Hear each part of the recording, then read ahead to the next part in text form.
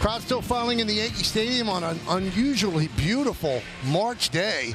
It does feel like the middle of June, and it will be a big house for the second time in a row. Yankees sold out opening day. They won that game 4-2, trying to make it 2 in a row as they start this season with a homestand before hitting the road. Aaron Judge had a big hit, banging off the third base bag that drove in a run, gave the Yankees some insurance for that 9th inning, and now they're ready to make it 2 in a row as the Yankees take the field, led by their captain, Aaron Judge. And taking the mound for the first time here in the Bronx, it is Max Fried. Left-hander signed an 8-year, $218 million contract with the Yankees, and when they signed him, they said, wow, he's going to be one of the great number 2 starters in a rotation in baseball. But because of the injury to Garrett Cole, he has assumed the role of ace, and he is ready for that. He's done it before, and he pitched very well in spring training, and now he's ready to face the Milwaukee Brewers. Tall left-hander, thin, angular, and he is firing it to Austin Wells as he gets ready. Let's take a look at the Brewers starting lineup. Chourio in left field leads off. Yelich, the DH. Contreras will catch. Cleaning up first baseman Rhys Hoskins. Sal Frelick in right field. Joey Ortiz, the shortstop. Garrett Mitchell in center field about 7th. Third baseman Vinny Capri had a home run on opening day, and Bryce Turang is at second base, and he's going to bat 9th. And as we mentioned, they're facing that guy, Max Fried, last year with the Braves. 29 starts, 11-10, 3.25 ERA. You see the rest of the numbers. Let's check out the Nissan Pitchers Scouting Report. Well, Max Fried is all about ground control. Number 1 in the L, number 2 in MLB, only behind Framber Valdez with a 59.2% ground ball rate. Not enough fingers. You don't have enough. He's got 7 pitches. I think that's why we went to PitchCom. And when they signed him, they said it was a luxury. Well, now with the injuries to the pitching staff, he is definitely a necessity. Let's check out the defense behind him. You've got Bellinger in left today. Trent Grisham gets the start in center, and Aaron Judge over in right. This is a lineup against the lefty. Obviously, the Yankees are going to employ every now and then. Pablo Reyes at third, Anthony Volpe at short. Jazz Chisholm plays second. Paul Goldschmidt is going to lead off. He's playing first base. Austin Wells behind the plate.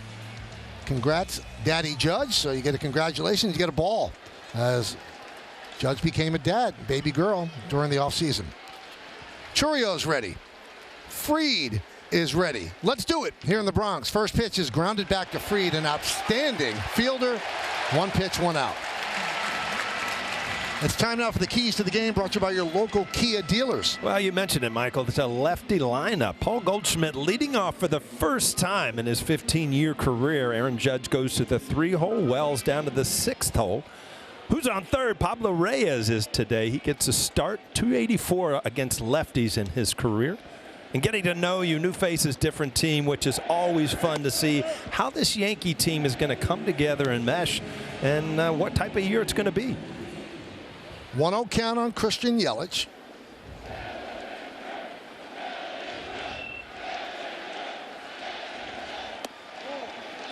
The bleacher creatures doing a roll call. Calling out Aaron Judge. Michael, you probably know the answer to this. I mean, my scouting report, who's on third? That's wrong in the Abbott Costello. Who was on third? I don't know who's on third base. Ah, there we go. So I had to answer questions.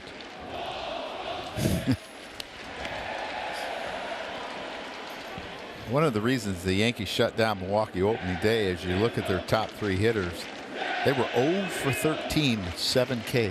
That's how you shut down the top of the order. Did you notice that Chourio swung at the first pitch? Well, you know what? You strike out 5 times. You want to see something hit the bat early just to get it out of the way. Home plate umpire is Tripp Gibson. Let's see what he's about. He's pitcher friendly. Calls more inside strikes on lefties, more outside strikes on righties. Tripp in his 13th big league season. Here's Contreras. Considered by many to be the best catcher in the majors. That's how good Contreras is. Now you have to watch for this. Max Fried, 23 pickoffs since 2019. Only Patrick Corbin has had more with 26.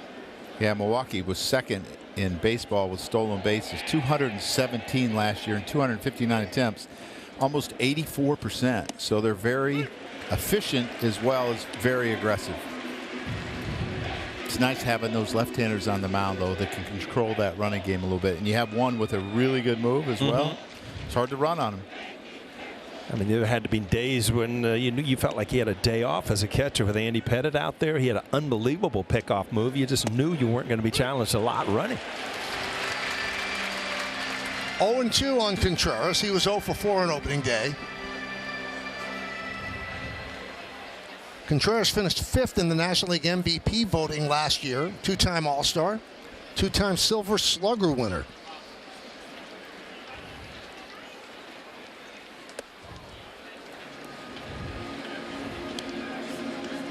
Up to 96 already today. I had it at 97 at some point in the year. Maybe it's going to be a little bit more. Might be opening day, huh?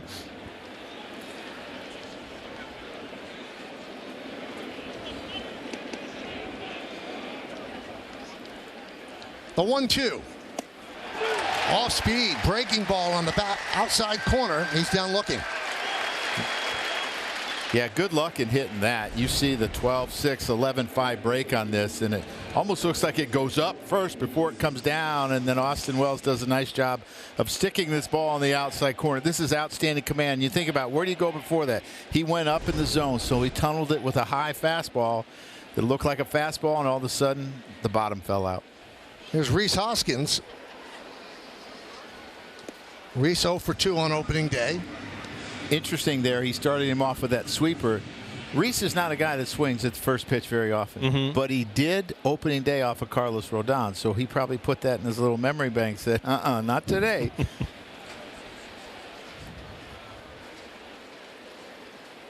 Line drive right at Volpe, and that'll do it here in the top of the first. No runs, no hits. Well, a little bit of a different Yankee starting lineup today, and different for Paul Goldschmidt. First time in his career he will ever lead off. So he's leading off. Bellinger bats second, Judge third. Chisholm's cleaning up. Then it's Volpe, Wells, the newest Yankee Pablo Reyes. Jason Dominguez will DH and hit 8th. And batting 9th and playing center field, it is Trent Grisham. Now, you know the guy on the mound that they're going to face. If you're a Yankee fan, you're very familiar with Nestor Cortez. 31 games last year for the Yankees, 30 starts, 9 and 10, 3.77 ERA. Well, let's check out the Nissan Pitchers Scouting Report. Well, it is a familiar face, and in the last 5 seasons, a 3.61 ERA. Got a nice cheer opening day and a nice cheer when they announced his name today, but that will probably be the end of the nice cheers. Home cooking. Yeah, it's supposed to be a question mark because he's with the Milwaukee Brewers on the road today. But since 2001, 44 starts here, a 2.83 ERA. Any new tricks? You know that he'll drop down to Tosada. You know that he'll hesitate. Does he have any new tricks for the Yankees? Goldschmidt swings at the first pitch and lofts it to left center field and deep. Mitchell back, track, wall, see ya! There's a leadoff hitter, 1-0 Yanks.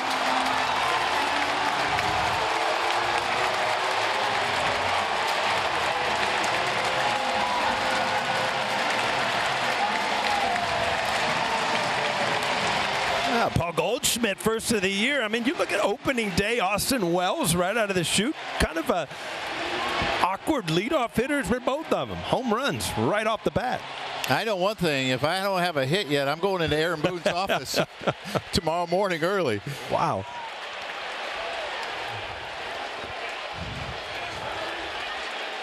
That is the first home run by a Yankee first baseman in 67 games. Bellinger lost one deep to right center. There it goes into the bleachers. See ya.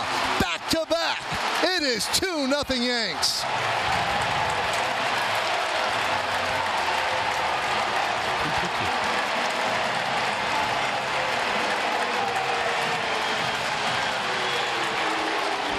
Clay Bellinger, he checked one of the boxes. Always want to get that first home run out of the way. I mean to tell you, 2 pitches, 2 home runs. So much for working the count. I got to believe I might be throwing a ball here. Just you might want to put a wrinkle in one of them. The fastball's not getting by him. That one's driven deep to left field. There it goes. See ya. Back to back to back. 3-0 Yankees.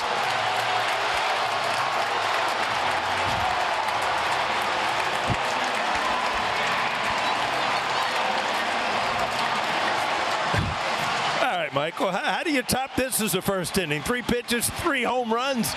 The Yankees on fire early.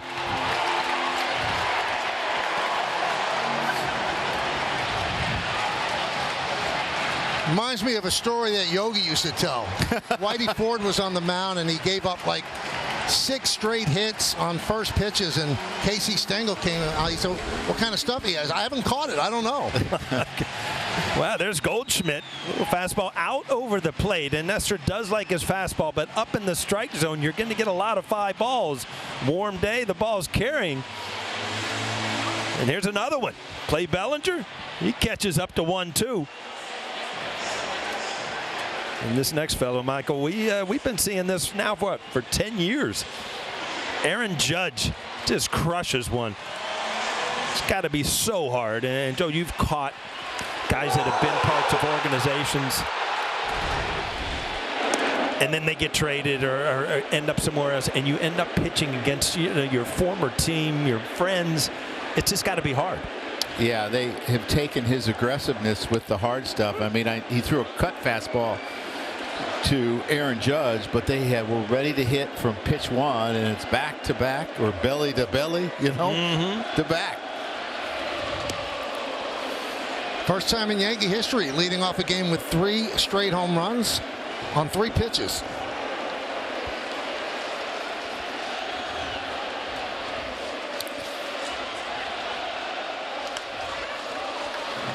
Well, I brought up in the scouting report the home cooking, the 2.83 ERA at Yankee Stadium over his career.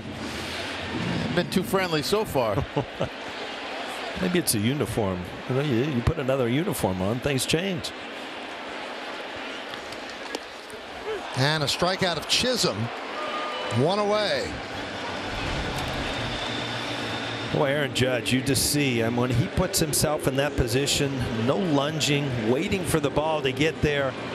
Just love to see his swing day in and day out because of the consistency of where he is, where his hands are, where his body is when the ball gets to the hitting area.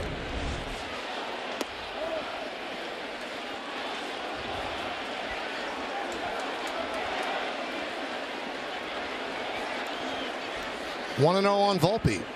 You know, talking to Boone in spring training, he was talking about Nestor getting the start. He said it's going to be interesting to see if Nestor can control his emotions and his command right out of the box, because he's going to be so jacked up about being back at the stadium. Yeah, I always think it's difficult coming back to face your old team, or whether you're a hitter, pitcher, whatever you want, because you want to do well so bad that you end up trying too hard. Right. And it's funny because I always remember Sterling Hitchcock. Remember him? And he would always say how he would get you out. And then he ended up going to San Diego. And you remember this. I mean, he as a pitcher, you've watched teammates and you think you know how to get him out. Right back to Nestor. 2 away.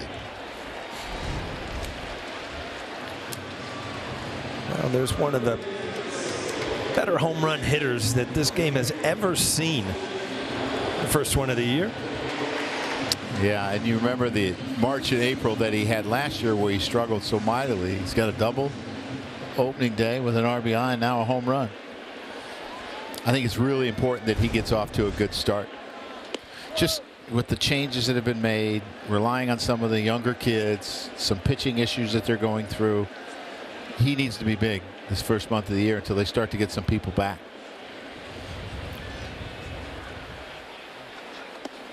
What a great shot of the dugout. Cody Bellinger didn't even have time to celebrate, and then he saw the ball fly and he jumped up with a big grin on his face.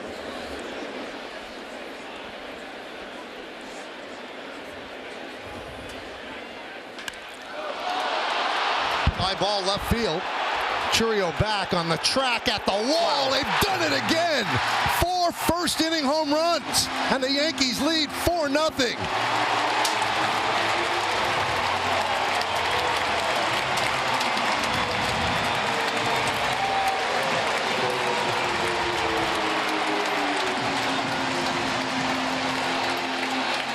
I don't know how you script a better first inning. I mean, if you're Austin Wells, you want to stay in off lefties, and Nestor has had really good numbers off lefties in his career. Lefties coming into the game only hitting 182. Cody Bellinger, Austin Wells already got him in the first inning. Yeah, it has to be hard not to get caught up in this lineup right now trying to hit a home run. If you're Pablo Reyes, think about what Chisholm had to do after back-to-back-to-back. Here's the thing. Aaron Boone was bragging about Austin Wells, and the Friday before the last weekend, they went over to play in Lakeland. Lakeland's a big ballpark. He hit a home run his first at bat to left field, similar to that one, then one to right field, and almost went deep in dead center. Now, dead center's like 430 feet with a, I don't know, 30-foot wall. I mean, he looks really good at the plate, and I want to see him play against left-handers and figure that part out, because this guy's got a lot of power. He's got really good idea of what the strike zone is. He doesn't chase, and you want to see that dangerous bat in the lineup every day. There's a walk to Reyes. Again, as a lefty, you really got to work on staying in there, and it's not like you're beat going the other way. It's just that, you know, you're waiting to see the ball a little bit longer from a lefty. And we talked about an unusually warm day. The ball's carrying, fly balls are flying, and Nestor Cortes is having a nightmare of a first inning. There's Dominguez. This is the first time in their history, which begins in 1903, that the Yankees have hit 4 home runs in the first inning of a game, ever. I'm glad they didn't waste this on opening day. They waited till Yes came on the broadcast. Right? Good point. It's a great point, and I think that they were very well aware. Yeah. They wanted to give a great hitter like yourself something to talk about. Yeah. And you used to always ask in the clubhouse, can a man forget how to hit a homer in a week? Well, they didn't forget. No. I tell you what, Michael's going to have strained vocal cords here before we get to the second.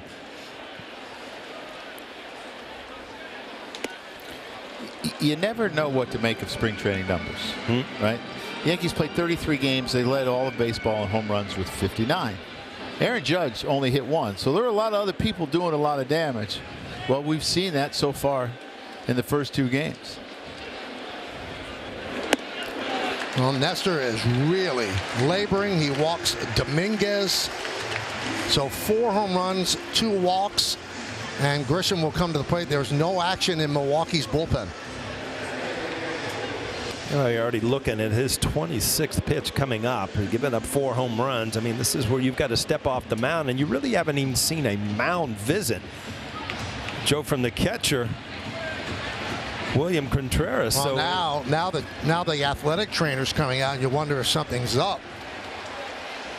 That it's not just ineffectiveness, but something could be up. Well, this would be devastating for him, because they made the trade for Devin Williams because they have starting pitching issues. I mean, they have 4 starters down. They have Woodruff, Myers, Ashby, and DJ Hall down. Yep. And they're not sure when they're going to get them all back. So this would be devastating. Well, they like what they hear. They're going back to the dugout, and Cortes remains on the mound. First and second, 2 outs. The number 9 hitter, the center fielder Trent Grisham, against Nestor Cortes. You don't expect a lot of things with the left-handed lineup, but it's a little surprising to have Grisham face a lefty. Interesting you asked that question. He actually hits lefties better than righties. 211 versus lefties, 184 versus righties last year. So it's either him or Rice is what you're kind of measuring, or Oswald Peraza is the other way that you could go. So in his career, it's been that way as well. 241, 740 OPS against lefties, 204, 684 against righties. So what does that tell you? Well, I know one thing it tells you. He plays good defense against righties and lefties. And you know, you're never going to miss that by putting him in the lineup. But, you know, every time you think of a lefty lineup, you kind of want to stack it with, you know, your right-handed hitters. But it's an interesting stat you had there, Joe. One of the things about Nestor, too, is 70% of what lefties see or saw last year was either a four-seamer or a cutter. So everything was hard. So you can kind of sit on that a little bit. Mm-hmm. I mean, you're going to have a tough time hitting his good sweeper anyway if you're a left-handed hitter, unless he leaves it middle in.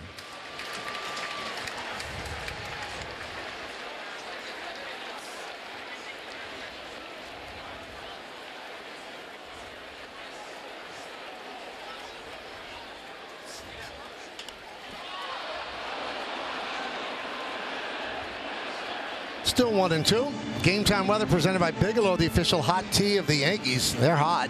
It's 78 degrees. Wind is swirling. Slight chance of rain. Humidity is 34%. How'd you dial this up, this 75-degree day? I brought it on the plane yesterday from Florida. You kind of like it. Huh? I see. You know how those planes, they carry the signs over the ocean? I just took a warm breeze and brought it with me. Strike 3. Grisham down looking. But it was a first inning of first. 4 home runs for the Yankees in the first. All on first pitches, the first 3.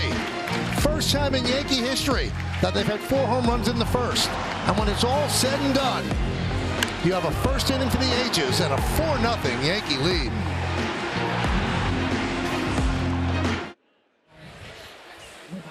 $4-0 Yankee lead for Max Fried, and he deals a strike to Sal Frelick. Kind of hard to digest what just happened. Wow, I'm kind of scratching my head up here, and it was like Nestor was not going to get away from his fastball, which he does use it a lot.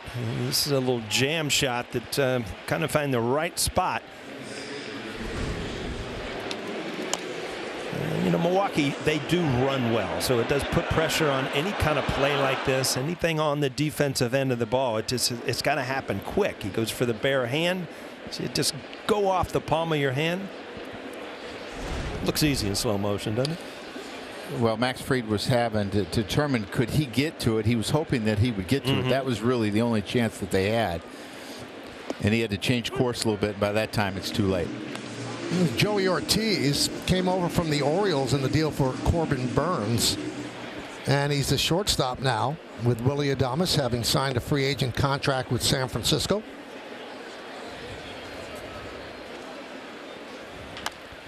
Another tapper in front of the plate. Wells Fields goes to second.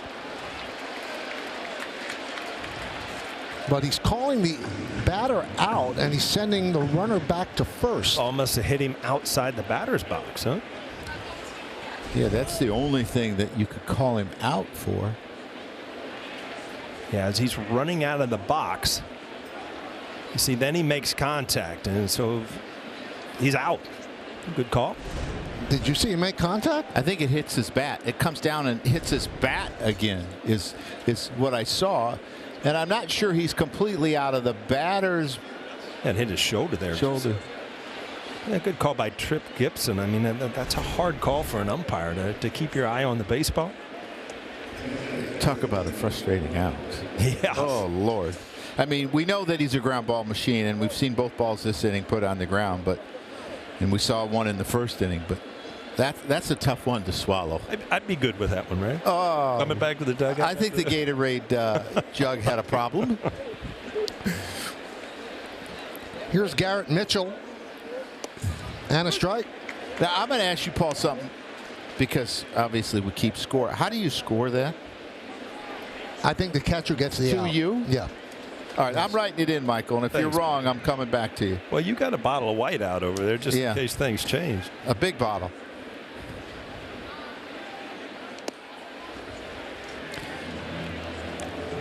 Well, the book on Max Fried is he gets soft contact, and you need people that are going to field the ball behind him, and he's gotten soft contact so far today. The only hard hit ball by Rhys Hoskins, the line drive to Volpe. He's going to get ground balls. He gets weak contact, a lot of top balls, so a lot of times you want, maybe your third baseman to shorten up a little bit when a right-handed hitter's up because of that.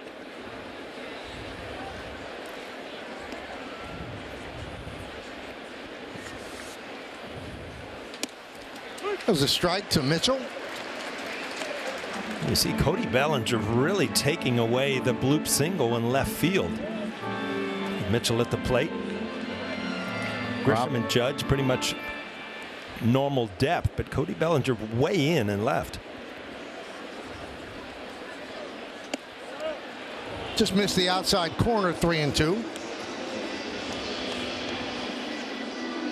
Paul, do you remember in the years that we played that you'd see such a discrepancy in fastballs? No. I mean, you mentioned coming 92 to 97 so far today. Yeah, it's you would see that once in a while with a 4-seam fastball and a 2-seam fastball, which I don't understand now. Guys throw their 2-seamers as hard as their 4-seamers. I don't know what has changed in baseball, but that didn't used to happen. It's called grip it and rip it. Yeah.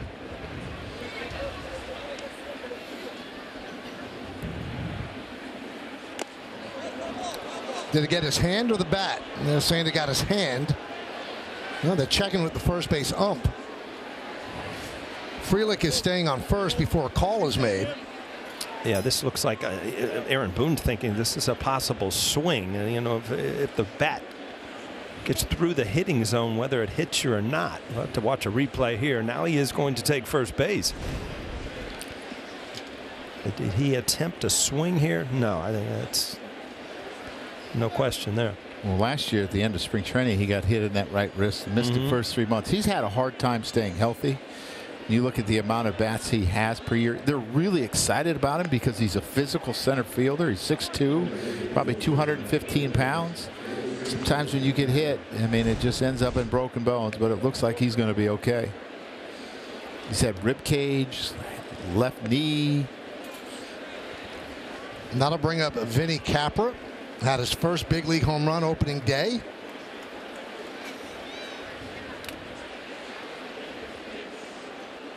And despite the home run being hit in the visiting ballpark, the Yankee fan that caught it gave him the ball and then was rewarded with a signed baseball and a signed bat.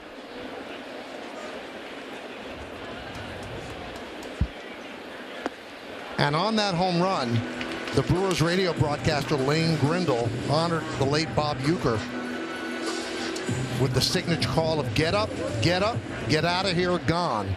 And Uecker is very much missed around baseball, particularly around Milwaukee. He was the man for the Milwaukee Brewers. Well, Michael, it's been 75 years, I was reading today, that Bob Uecker or Vin Scully did not do the opening game. Wow. 75 years of baseball.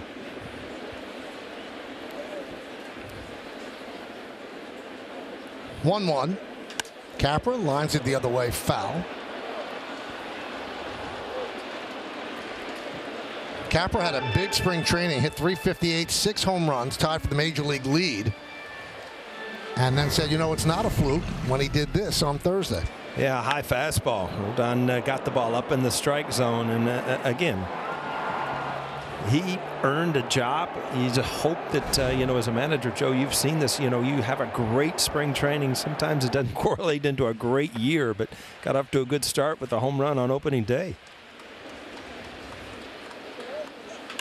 Up the middle and through for a base hit. Frelick rounds third. He's coming home. Grisham flips the ball into Volpe. It's an RBI single for Capra, and it's 4-1 Yanks. Well, it's an important inning for the Milwaukee. Obviously, 4 home runs in the first inning to try to bounce back. This is a breaking ball that does not have a lot of bite on it and just kind of stays up in the strike zone, lined right back up the middle. Milwaukee gets their first run. Scored 3 runs in these 2 games so far, and Vinny Capra, who didn't know he was going to make the team, has driven in 2 of them. They have Oliver Dunn, a left-handed hitter from the, so it'll be a platoon situation similar to what the Yankees are going to do. There's Bryce Turang. There's a strike. Turang won the Gold Glove last season at second base, and he also won the Platinum Glove as the National League's best defender at any position. He's 25 years old.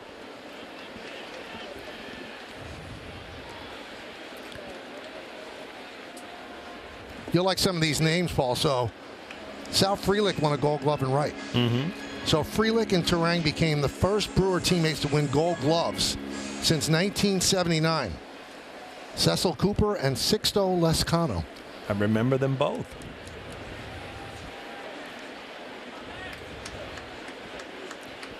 So Max Fried, a little bit of a jam here in the second.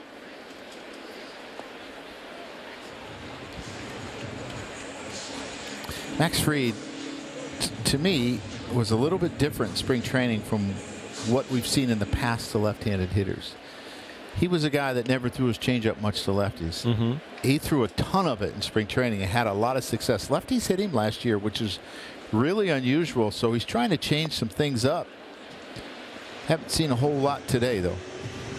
Yeah, I just look back at, I mean, the ability to see the ball from a left-handed pitcher, it makes it difficult if they hide the ball or if they're a sidearm. And Fried is kind of pretty much short arm over the top, which would give you a good look, not really deceptive for a left-handed hitter. Ground ball, Chisholm. There's one. Not in time, gets by Goldschmidt, and that allows Mitchell to score.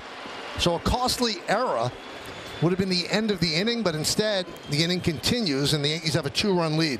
Yeah, it looked like a tailor-made double play off the bat, and you know, Jazz gets him the ball quick, but it gets stuck, and at that point you got to pretty much just kind of hold on to it, because with the overthrow you gave up a run.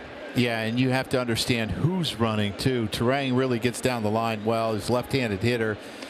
He's in the top 50 in sprint speed. A lot of these Milwaukee Brewers are. Line drive, it's a base hit to right field off the bat of Chourio. Fielded out there by Judge. Going to third is Turang. The throw comes into second. So Milwaukee with runners on first and third and 2 outs.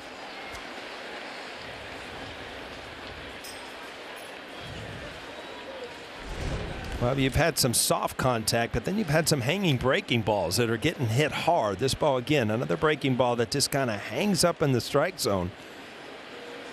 And a good job to line it the other way. You know, as a catcher and a manager, I always loved when our teams had big innings. But you worry when pitchers sit for a long time. Right. Do they come back and just because they want to get in a rhythm where they're out there every 12, 14 minutes, and all of a sudden you sit for a while. Somewhat of a long first inning, even though there were a lot of first pitch home runs. A lot of times they don't come back as sharp. You know, it's funny because you have so much emotion coming into the game. Obviously, it's opening day. You're a new pitcher to a new organization, and then you have that bottom of the first that just kind of lose it for a minute. And remember, you know, now it's 4-2, and you've got some big pitches here with 2 outs. Well, it would be hard not to get caught up in the offense. Yeah, right. Where you want to stay focused on what your job is. Christian Yelich takes a strike. He walked in the first inning. He was 0 for 4 on opening day. Was having a good year last year until a back injury in late July. Had to have season-ending surgery. 33 years old. 13th big league season. What about left-handers that could do what he just did there, run the ball in on you? I just was shaking my head because that's a pitch as a lefty you just cannot handle because it just keeps running in on your hands. The only thing you can do is open up and pull it foul, and you don't want to get a habit of do that. See, that ball just chases you inside and you're just beat. Nothing you can do.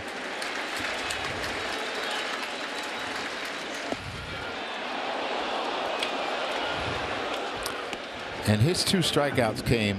Now, they were from right-handers, but they were in that up and in quadrant yesterday or on Thursday that they got him. I mean, he's a guy that stays on the ball really well, uses the whole field, uses the middle of the field. So that up and in becomes really important to Christian Yelich. Right back to Fried. And the throw pulls Goldschmidt off the bag. He's safe. Throw to third. He's safe. Brewers score another run, and it's 4-3. Couple of costly errors by the Yankees in this second inning. Yeah, inning is turning into not what the Yankees wanted. Another jam shot and then a throw off the base. Goldschmidt had to leave the base, not able to get back. So he had more time than I think he thought he had when he hit that. And obviously so many of these Brewers run well, but he rushed his throw, and you can see how he's upset with himself. You got to understand who's running, gather yourself, and make a good throw. And he's an outstanding fielder. There's William Contreras, struck out looking in the first, so the Brewers quickly get back 3 runs. Fried, a winner of 3 Gold Gloves. And he gets the E1 there. There's no RBI in the play, obviously.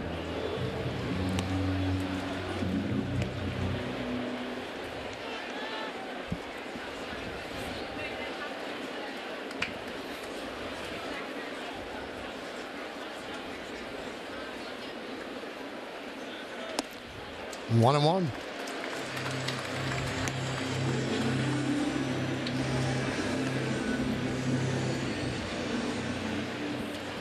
.38 pitches for Fried, 2 outs into the second.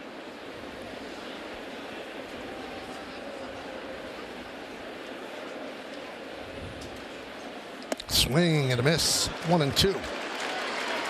Well, you can see when he makes his pitches where he wants. I mean, that first pitch was the sweeper down in the strike zone somewhat, and then up and in under the hands, even to a righty, just ties him up. And that extension side fastball's got cut to it too, and it really ties you up.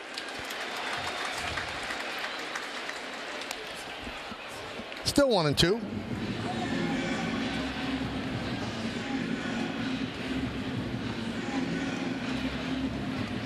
Carlos Rodon pitched very well. Opening day, 5 1/3 innings. Fried struggling here in the second after the Yankees gave him a 4-0 lead in the first on 4 solo home runs. Churio dancing off third. Runner goes from first. In the dirt, it's a stolen base for Yelich. Yeah, I know that as a third baseman, you're playing back there. But that used to drive me crazy as a manager, because he gets a big lead. And you know you can't throw through, so you might as well run. I think at that time, that's probably when you try a pickoff, maybe 2 in a row to see if you can get Christian. It used to drive me crazy. Swing and a miss, got him. Strange inning, though. Brewers score 3. Yankees make 2 errors. Milwaukee leads 2. Here's Paul Goldschmidt again, leading off the second. So one of the things that hitters like, especially if you're the same, is the first hitter to have a long bat so you can see all the pitches. Well, if you're Aaron Judge, what do you say to Paul Goldschmidt? What's he got? He's got a home run ball. He's got a home run ball. I used to tell people all the time, you know, when I would take right field and I had Knobloch and Jeter hitting ahead of me, I had to sprint in there and get ready to hit because I felt like I was leading off, because it's not like they were working counts. G would swing at the first pitch all the time. Yeah, but the one thing is you were practicing your swing all the time in the outfield, so you were ready. You know what? You got to get mentally ready whenever you can. Sometimes you had to do it in right field between pitches. Sometimes?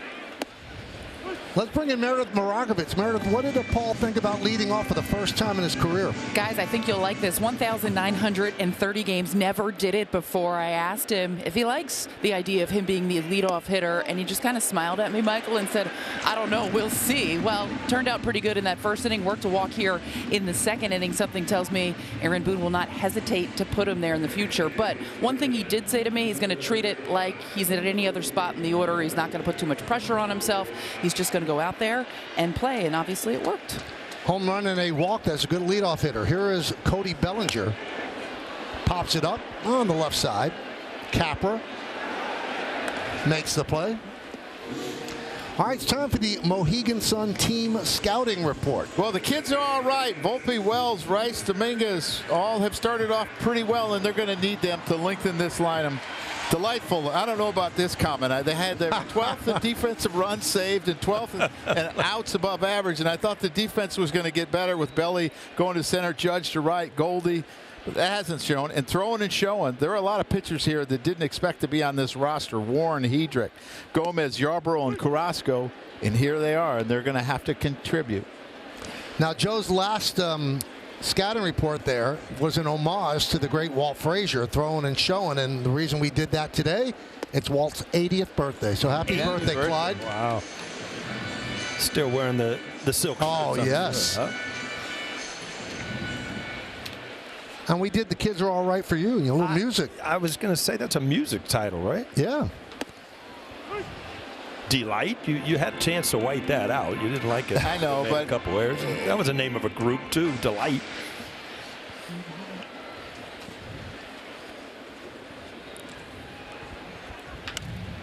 Ground ball to third. 1. And it gets by Hoskins. But Judge will stay at first.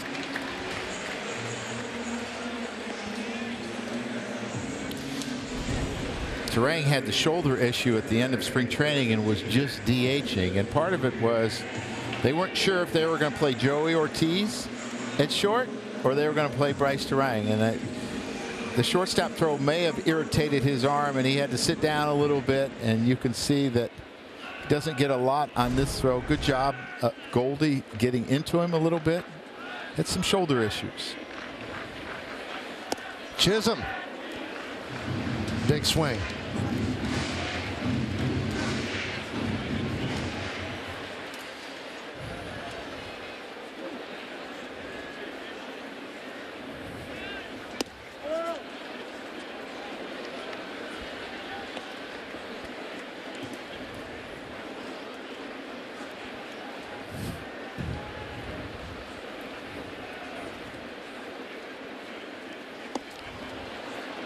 1-2. Really good sweeper there, and you can see why Nestor can be so tough on left-handers. Left-handers really struggled with 204, 530 OPS. I mean, he dominated. Yeah, you always got to realize he can change that arm angle too to a lefty. Good piece of hitting by Chisholm. Drops it into left center field. Aaron Judge off to the races. Will get into third. And Chisholm will just cruise into second. Again, I mean, defensively, you see a few things that shouldn't happen. Obviously, the Yankees' last inning. And this play right here, I mean, this is just a little dunker to left field, 2 outs. Aaron Judge is in motion, so he's pretty much going to cruise into third base. This ball has to go to second and keep Chisholm at first base. Yeah, Aaron Judge just knows that he's going to go to third right from the get-go, never slows down. And even a better job by Chaz Chisholm to recognize how high the throw. He missed the cutoff, and I could get into second.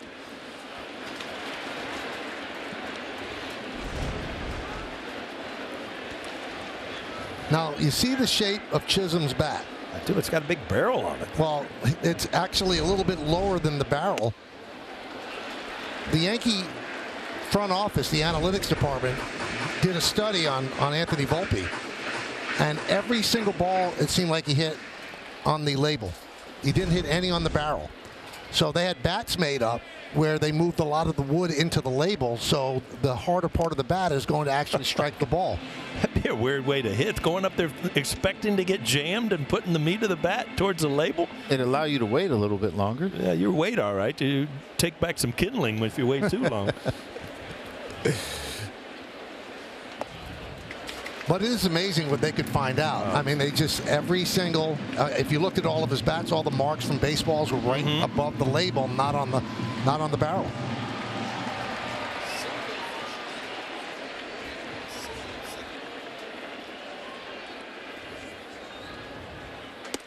Well, it just goes to show you how hard bats are now too. Because when you used to hit the ball on the label, they weren't lasting. No. To have a bunch of marks. Yeah.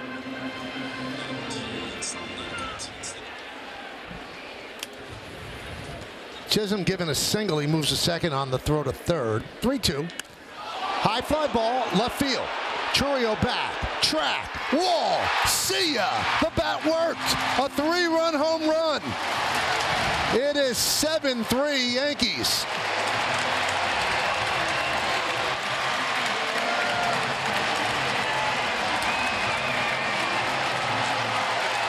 Oh, Anthony Volpe, he went to right field the other day, left field today. Again, you just hope, if you're Aaron Boone, that some of your younger players get off to great starts to set up for a really, really solid year.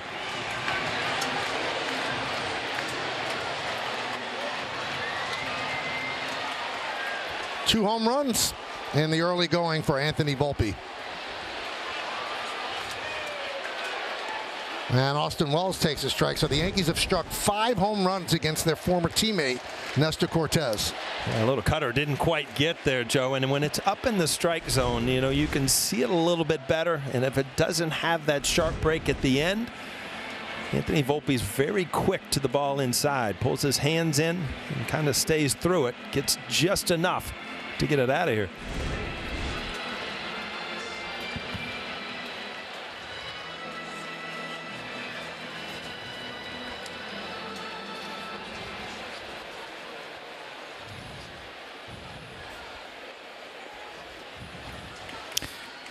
Yeah, so he had thrown him a number of fastballs and cutters in, and as a hitter, you talk about when you throw fastballs in, you speed it up, speed him up. Well, now you throw the cutter in the same spot, and you got him sped up, and all of a sudden it's on his barrel, and it's dangerous. You often wonder why you don't try to backdoor something, because that front hip is probably leaking a little bit, and you run the cutter right into his barrel.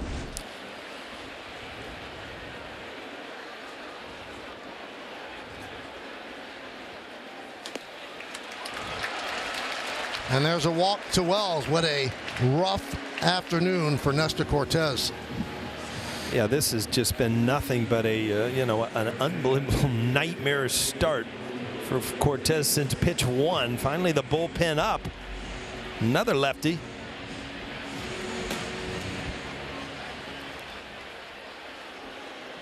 There's Pablo Reyes. He walked in the first inning.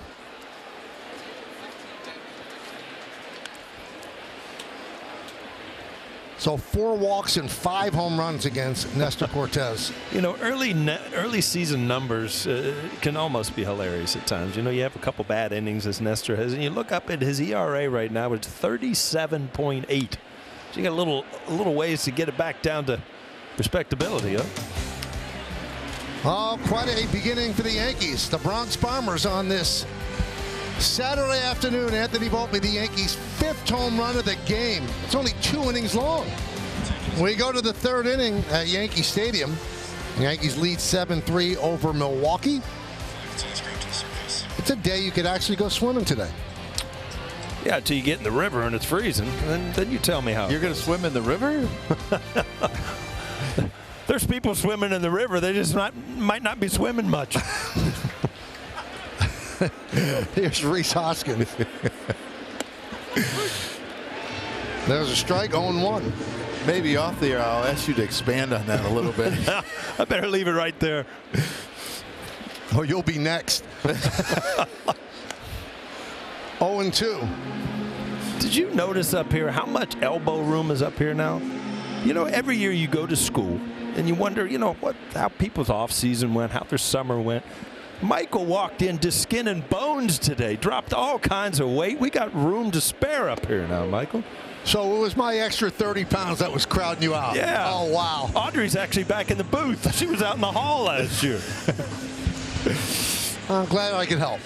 You did well. That's the first one of the year. One of many. Swing and a miss. Hoskins down on strikes. Let's check out FanDuel's live same-game parlay. Well, he's halfway there. Aaron Judge on top there with 2 home runs. So is Max Fried. Yeah. There's Sal Frelick. And he gets plunked. Second batter hit by Max Fried. All of a sudden, Joe, that sweeper has not been really sharp today. He leaves this one out, too. See, it's supposed to break over, and it's just kind of hanging. Sweepy, no sweepy. Yeah.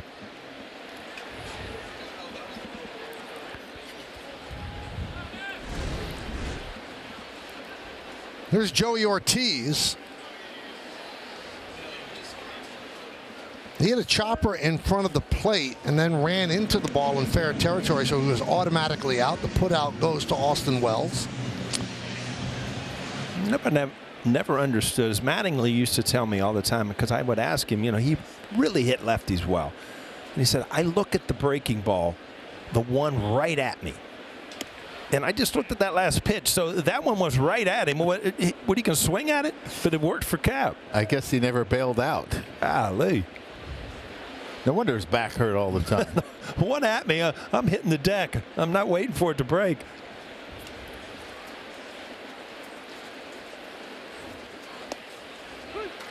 Two and one on Joey Ortiz. Joe, you talked about Fried having 7 pitches, and you know, in this last inning and a half, I mean, he's starting to lose that breaking ball. You just got to go away from it for a while, or you just keep on working it because it's such an important pitch for him. Well, you try to put it in situations where he won't get hurt, kind of like the first pitch to Sal Frelick, right? And sometimes you could change, like the sweeper has struggled a little bit. Maybe go to the curveball a little bit more and see if you find it later. I mean, that's the thing about pitching. When you have so many different pitches, you're not going to have all 7 when you walk out of that bullpen. You're going to have to bring some of them along. Let's take a look at the StatCast 3D by Google Cloud. This is his arsenal, Joe. Well, 4-seamer curveball, that's his bread and butter, but his changeup has really, really improved. And if you look at, he's added the sweeper, he's added the cutter. Again, as a catcher, you don't have enough fingers, right? You start to run out. So that's why we need pitch comp.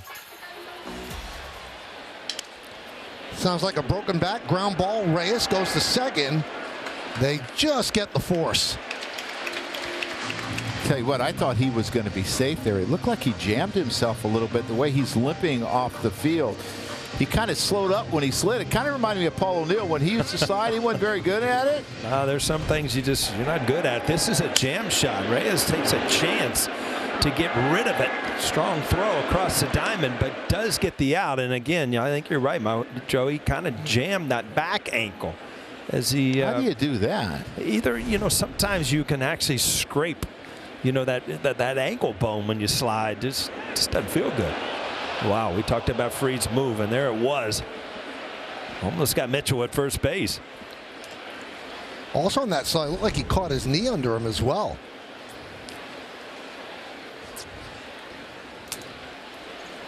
Here's the thing, when you're a base stealer, a lot of times you don't slide feet first. You slide a lot head first. And that play, running into second, you're not going to slide head first. So that's something that's normal for base stealers.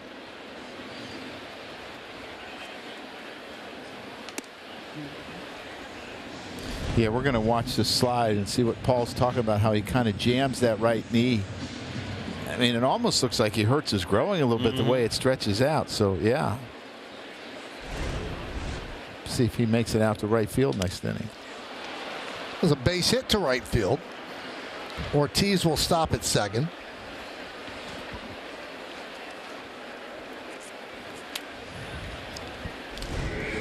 A little fastball right here, but this is at 91. Had a little movement away, but something that you can catch up to, especially up in the strike zone a little bit. Yeah, it could have been one of those cutters that don't cut. Take a little bit off, try to get it off the barrel, and if it doesn't cut, and not so good.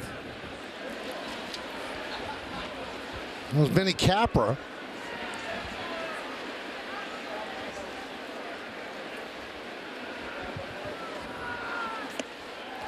Now, Milwaukee has 3 runs in 2 innings. They're not all earned, obviously, but Fried usually keeps off the board. Since 2020, there are only 3 pitchers in baseball with a sub-3 ERA and 90 games started. Fried, Burns, and Wheeler.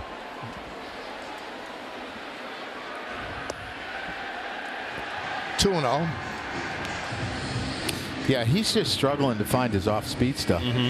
And he had it the first inning, and all of a sudden it's kind of left him. And you got to find it, because you can't just throw heaters for strikes to big league hitters. They're going to hurt you. Yeah, that was really, I think, the first changeup that I've seen. He really tried to turn it over to keep the ball down. It seems like everything he's throwing now is kind of waist high, and that's not where he wants to be.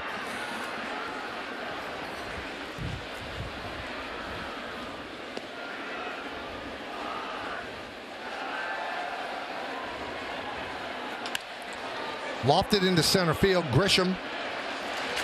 And that'll do it.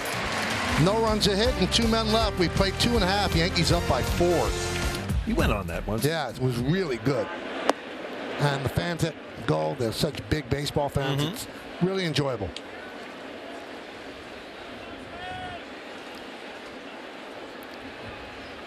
So So if you turned on the game late, you have a lot. Yeah, you missed a lot. But the bottom line is that the Yankees had 3 home runs on the first 3 pitches of the game. And they had 4 home runs in the inning. So 3 home runs on the first 3 pitches, leading off a game. First time in Yankee history. And we just find out only the 10th time in Major League history that's ever happened. Dominguez.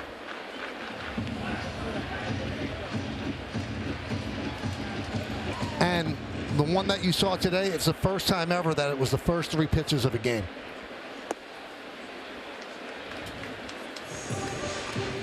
That old saying that you can go to a baseball game and see something you've never seen before. You got that today? Well, if you go back 15, 20 years, the reason you didn't see that because if the first 2 guys went deep, the third guy usually got one over his head or something just to get your attention. Huh? And a lot of times the first 2 guys weren't home run hitters either.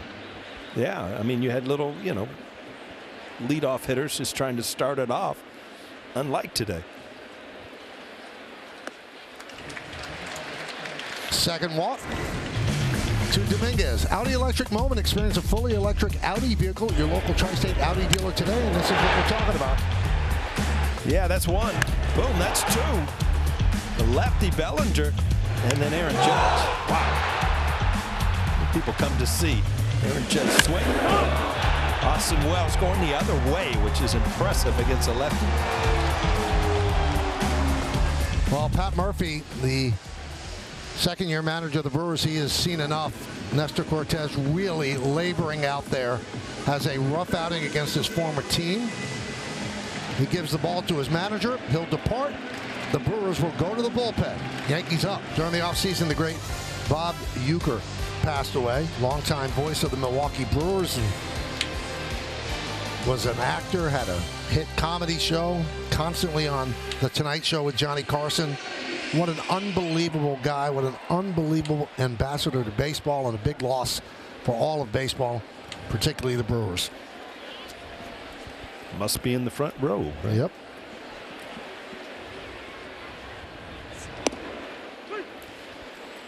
They like all the different angles. They have 4 lefties in their bullpen.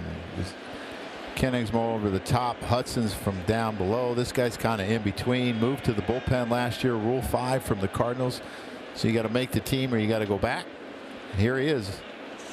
His first game in the big leagues. And there's been 5 homers in 3 innings on the opponents. A little gunshot. You want to bring me in here?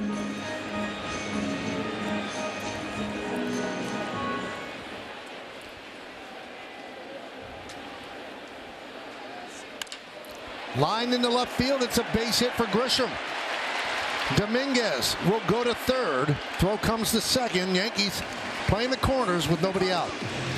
A really good piece of hitting by Grisham. A line drive to left field. But, if you watch Dominguez, you just don't realize how fast he is. His stature, he doesn't look like it. But, boy, he gets – I mean, this isn't a given first to third. This is a hard line drive to left center field. And he easily – just cruises into third base. But you know what happened there? Jackson Churio learned his lesson.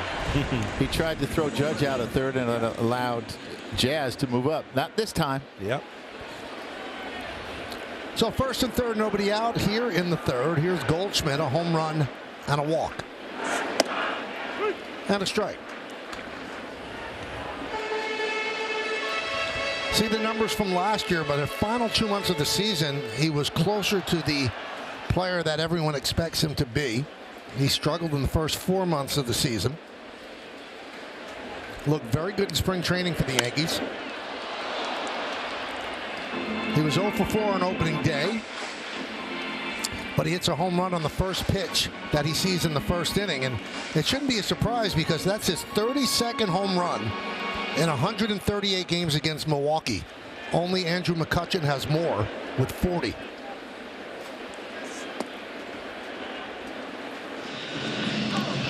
I know a lot of people in Milwaukee were happy to see him move out of the National League Central. There's certain players that just kill you. Yeah, they just beat up on certain teams, and that was one of them. Ouch. That didn't sound good. Bases loaded as Goldschmidt gets hit.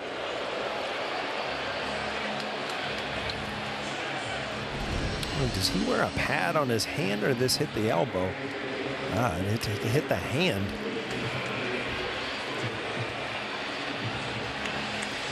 Just had like a little wrist guard there or something, and you see it almost ripped it off. But looking like it hit the forearm more than the hand, which is always a good thing. So would you want to be on a team where the pitching coach's last name was Hook? Yeah, like when he's on his way out there, you just walk off the mound. The good thing is, though, the pitching coach usually doesn't take you out, but yeah, I just think it's such an appropriate name. He's done a really good job in Milwaukee, especially turning so many of their players that had marginal careers as relievers into really good relievers and getting the most out of them. Their bullpen was second in baseball last year. Outstanding bullpen. Felt so good about it, they allowed Devin Williams to be traded.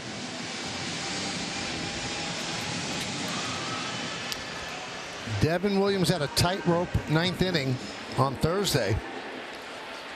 Threw a lot of pitches. In all likelihood, they probably would stay away from using him today if it's a save situation. So I was talking to the Milwaukee broadcasters, and Devin struggled in the ninth inning, and the crowd started booing after his 17th pitch. And they told me 5 years in Milwaukee, he never got booed. So he's got to learn to have a thick skin playing in New York. You did hear the final cheer when you yes. got the last out, and that's what you go home with. But I talked to him today in the locker room. He was so glad to get that first one under his belt. And it's odd throwing again, like Nestor today. It's odd throwing against your ex-teammates. Grounded, foul ball. First base umpire Ryan Blakeney said foul ball. Right down the line, just missed going over the bag. Well, if you watch Cody Bellinger, he kind of sways and starts to open that front hip. And, it's all a timing thing, but by opening up a little bit, it allows him to really get to the inside pitch really easy. That's off of Thomas. Karam's out to the first baseman. It's a base hit for Bellinger. Scoring Dominguez. And the Yankees lead 8-3, and the bases remain loaded. A lot of times, though, Paul, that will leave you susceptible to the ball, but he's got great plate coverage. He can keep his hands back and just kind of fillet the ball up the middle and the other way. That's exactly what he does here. I've been so impressed with his ability to change his approach to where he does not strike out now. I mean, it's in the teens. It used to be in the high 20s. He has made himself a contact hitter. Yes, he's taken away some of the power, but he's gotten a lot more base hits, and he's been productive. You talk about a timing, and if you're going to sway and kind of open up, you have to do it at the proper time. If you do it early, then you've given away that outside part of the plate where he really stays in there with his hands in his shoulder, but the front hip kind of leaves, which really opens him up for the inside pitch. But you saw on that swing right there, still able to cover the outside pitch. Bases loaded for Aaron Judge. Home run in the first, reached on the fielder's choice and scored in the second. The athletic trainer of the Brewers came out to check on Thomas, see if he was okay after being hit by the comebacker. He remains in the game.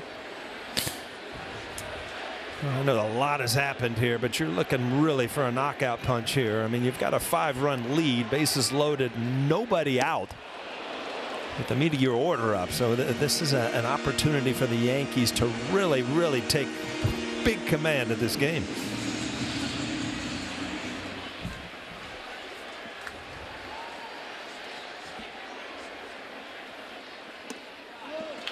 Imagine being Connor Thomas, right? Yeah. Bases loaded, first game ever in the big leagues. I mean, it's one thing for this to happen in spring training, and you got to face Aaron Judge with no wiggle room, bases loaded. The wiggle room might be a walk. Yeah. High fly ball, left field. Churio back, track, wall. See ya! A grand slam for Aaron Judge, and the Yankees are pouring it on.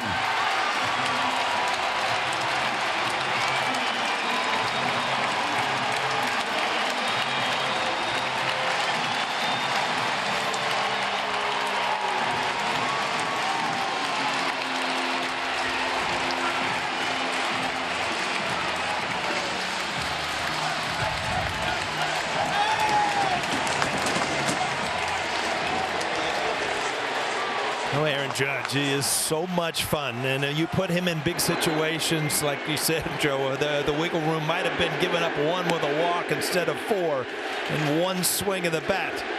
You go away 4 runs. Who was it? Buck Showalter walked Barry Bonds with the base loaded. There was an open base. It happened to be home. Yeah. But instead, you give up 4.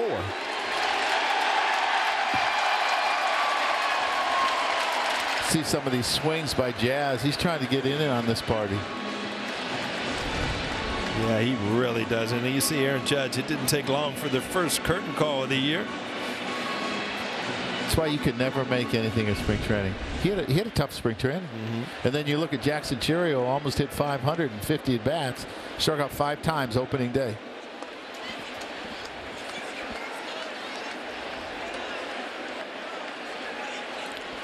Third inning, the Yankees have 6 home runs.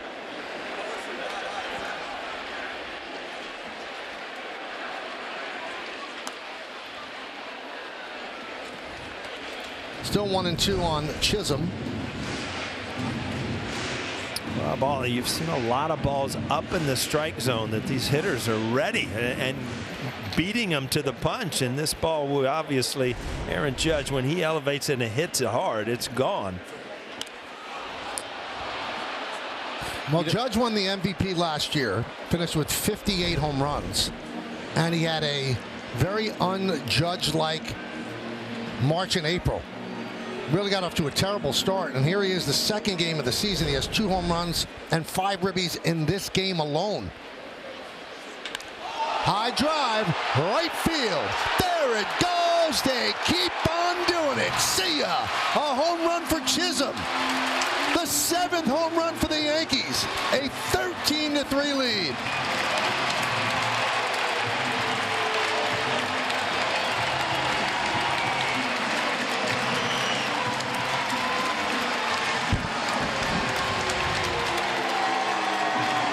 Joe, you talked about it, trying to get in on the home run barrage. Well, he did. He got a ball right down the middle of the plate 442 feet later. Jazz Chisholm gets his first home run.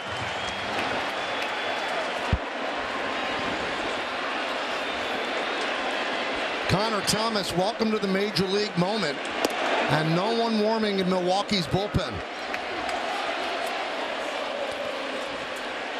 I don't know if I've ever seen anything like this in a game. Yeah, back in Little League. Well, yeah. There was 10-run rule in that game. Well, we got to get through the 5th. I mean, I remember one time I was having what I thought was a poor day behind home plate. The pitchers were giving up a lot of runs. And I went to Mel Stoudemire, and he kept walking out to the mound. I went to Mel Stoudemire in the dugout, and I said, why don't you change my fingers? You're talking about the pitcher. Maybe it's me.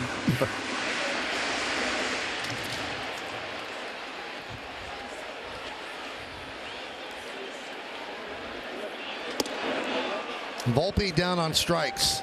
It's the first out of the inning. Again, that's just a belt-high fastball right there. That's his first big league K. He's not throwing the ball in. Wow.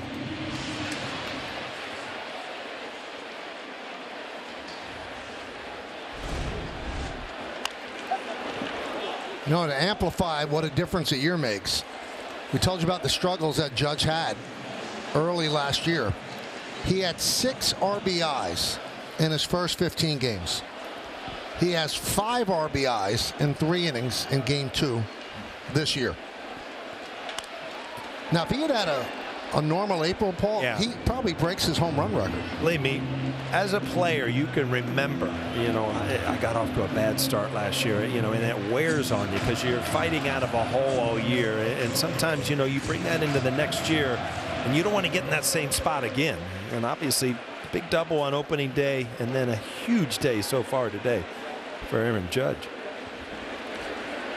The 0-2 fouled away by Wells.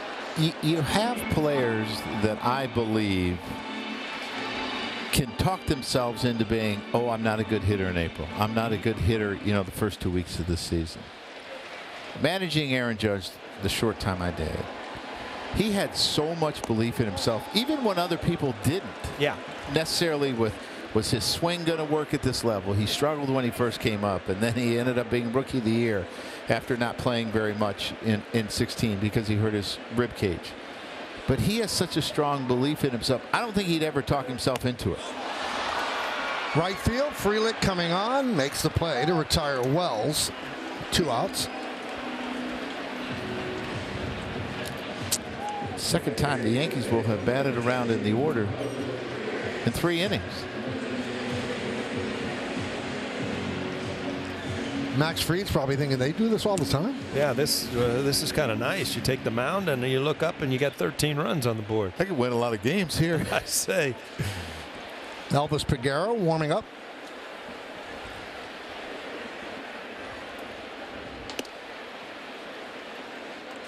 Well, Michael, we're chasing history. They got 7 home runs so far. The team record is 8. And when did that happen, Michael? They did it twice. June of 1939 at Philadelphia, and then July of 2007 against the White Sox at the stadium.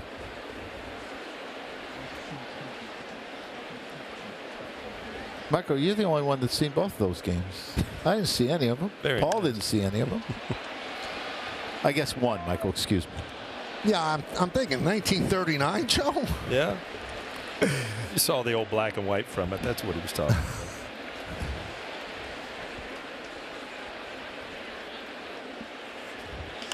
about. Up the middle. Turang is there, and he will get Reyes, and that'll do it. Tri-State Cadillac scoreboard. 13-10-2 for the Yankees. 7 home runs. 3-4-0 for Milwaukee. So Turang will lead off. It'll be 9-1-2 for Milwaukee against Max Fried.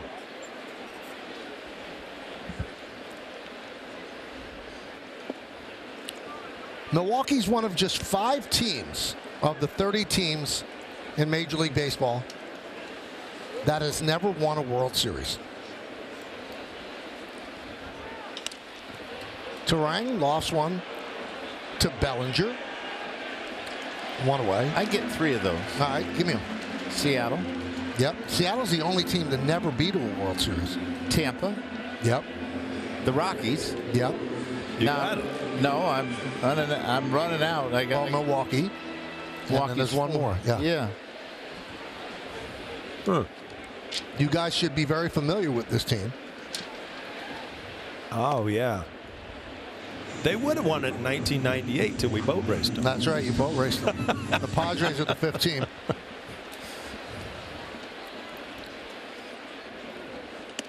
You know, they had that such likable team in 1982. Harvey's Wallbangers. Right. Gorman Thomas. And it just, they ended up losing to St. Louis in the only World Series that they've been to. Hit sharply and off of Reyes and into foul territory.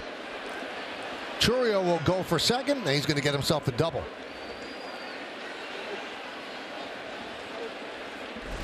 Not much of a play on this. I mean, this ball was just hammered, kind of a short hop. You just hope you can knock it down and still have time, but it ricocheted out into left field off the forearm. Not a lot of time to react when the ball hit that hard at third base. The other problem is it had so much hook on it, right? Your only chance is probably a drop step and backhand it, and then good luck. Foul ball. 0-1 on Yelich. Yelich has walked and reached on a throwing error by Fried. Also has a stolen base.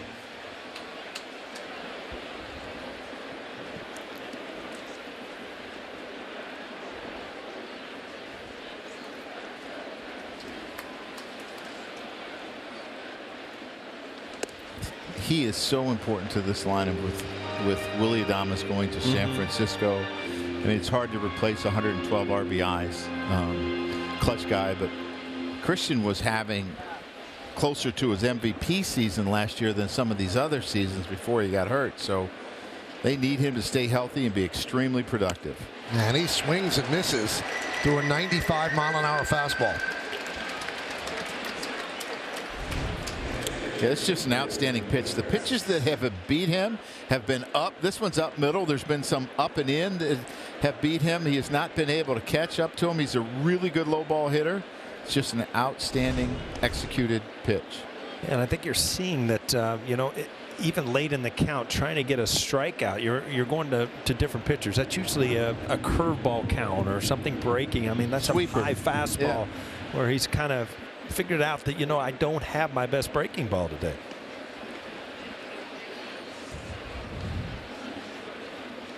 It's got to be a little bit difficult to DH too when you're hitting every hour. You're telling me. Some long innings. The Yankees have hit around twice already. And they're going to use him more now that they got good corner outfielders. Yelich, to keep him healthy, you're going to use him in a DH role a lot, I assume. Pat Murphy was talking to us on opening day about how I asked him, I said, well, how much are you going to DH him? And he said, I don't really have a number, but he takes a lot of pride in his left field, and he's actually improved his arm. One of the big knocks on him, he couldn't throw it all. But he said his arm is actually improved over last year, and he wants to play left, so he's going to play some left. Reyes bobbles as Contreras reaches. Moving to third is Chourio. We'll see how that scored. It's going to be an error, but that ball just hit on the collar of the grass in the dirt and came up on Reyes.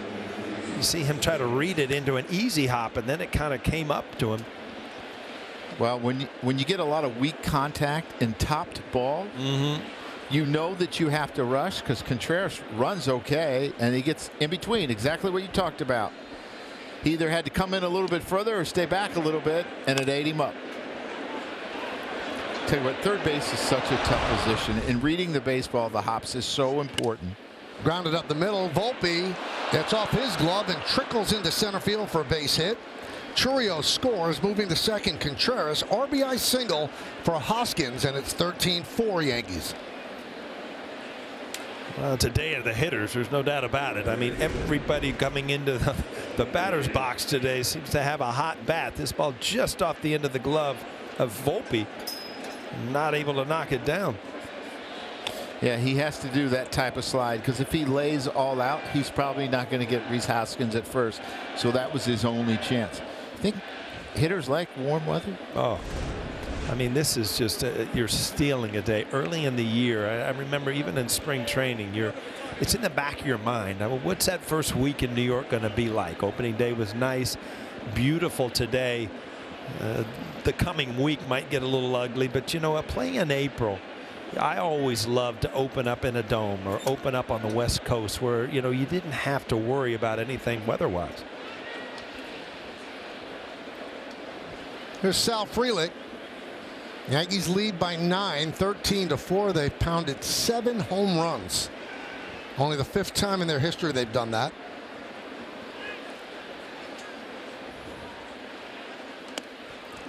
Frelick gets out of the way. Doesn't seem like he likes Sal very much. Plunked it. Well, that last one was a curveball, though. Throwing him a sinker in. Cody Bellinger playing really, really shallow. I looked at his spray chart. He hit like 11 balls all year over the outfielder's head. 9 of them were to right field. Cody is way in left field. I actually think Trent is probably a little bit too deep. I talked about this on Thursday. People are going to think it's my soapbox.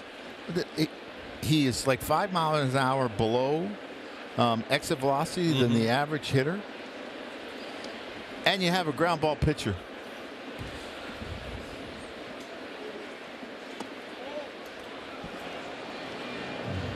Three and 0.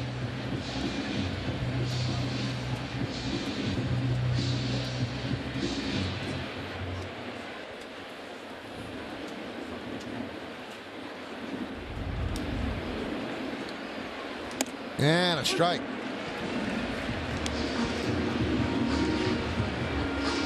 Well, Fried still trying to find it. He does not have his A stuff as the Yankees get the bullpen up. But the Yankee offense is certainly giving him some wiggle room. And there's a walk to load the bases.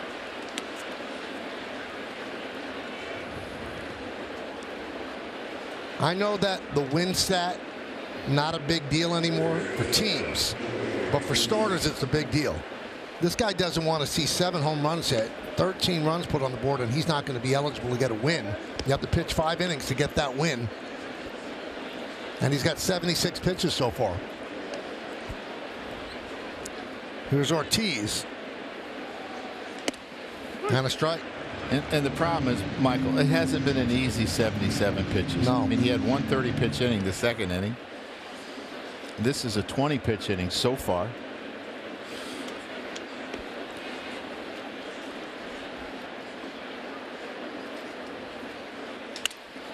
Popped up, going back.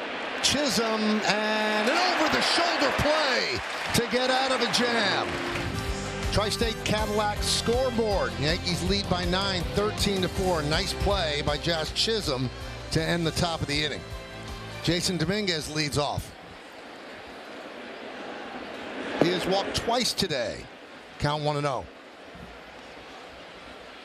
That's the one thing people talk about Jazz, that he has great patience and why he would one day translate into leading off. And he will take a walk. For a young player, he will take his walks. Not too anxious at the plate. Yeah, and his right-handed at bats. I know he has struggled in his career at this level, and even to a certain extent in the minor leagues. He only hit 185, but Aaron Boone was impressed with some of the adjustments. He wasn't loading up right-handed, and Jorge Posada was talking about it one day with Aaron. You know, we were all in the clubhouse talking. He's like, "You're exactly right, George," and he's started to load up, which I would think that would make him a better right-handed hitter. He would just go forward. Left-handed, he loads up really well. It's good to see. Yeah, you see that kind of leg kick, and Joe's talking about loading up, is getting that weight on your backside where you can wait to see the ball and then drive it. If you start to drift toward the pitcher, you don't have much left power-wise.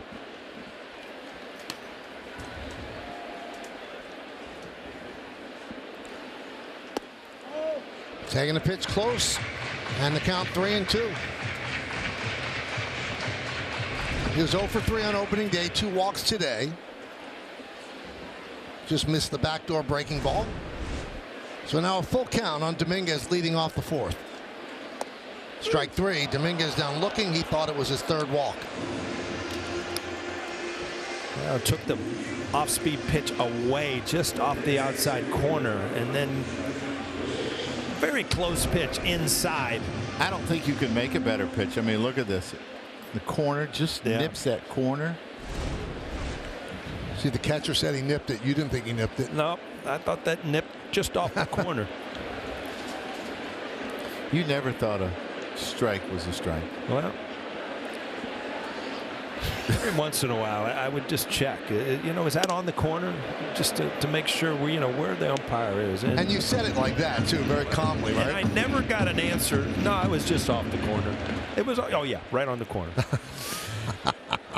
You put your hands on your hips, get frustrated. That's what I used to love. You put your hands on your hips. But you had a theory. The more you argued, the more you got. Well, they got used to it, and they never got mad at you. I don't think it was an intentional thing, you know. It just comes out. You know who I think would really get along with you? Who? Danny Hurley. You guys would really, you should hang together. We had a blast up here in the booth. He was great. Danny likes to argue with officials. UConn basketball coach Dan Hurley. It'd been great if Paul was his assistant basketball coach. Oh, boy. You better be ready to go when the ball goes up, huh?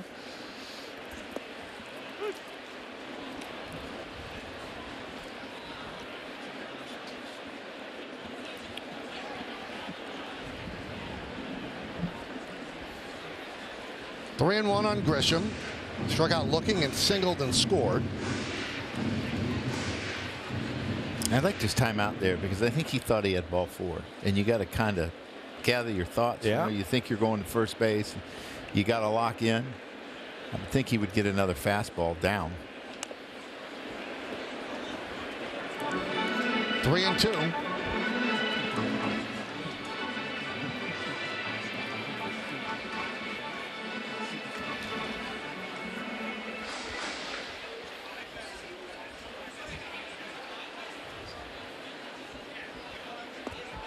And there's the walk a couple of pitches later. And that'll bring up Goldschmidt, and he kind of set the tone in the first inning. Yeah, the first time he's led off a game in his long career. Well, he led it off with a home run, too. Really got things going early. Good catch by one of the lefties in the Milwaukee bullpen. I didn't notice that. He had a feeling, right? We've seen this too often.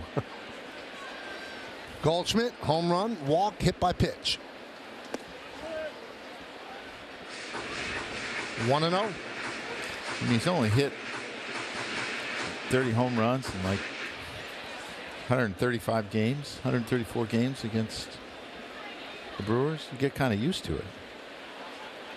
You know, we mentioned that, first base for the Yankees kind of been a black hole the last couple of years in terms of production. So that home run in the first inning, first time in 67 games a Yankee first baseman had a home run. Last one was DJ LeMahieu, hit a grand slam on July 31st. Last first baseman home run. Michael, I don't do a lot of games, but I have seen the last 2 home runs. There you go. So it's you. Yeah. Boy, were the young players so happy for DJ last year when he did that. Now the record for the Yankees is 74 games from a first baseman not hitting a home run. That was in 1942 to 1943. Tommy Henrik hit the home run, and then Nick Etten hit it 74 games later. And this one is 67, and it's DJ to Goldschmidt, and that's in the live ball era since 1920.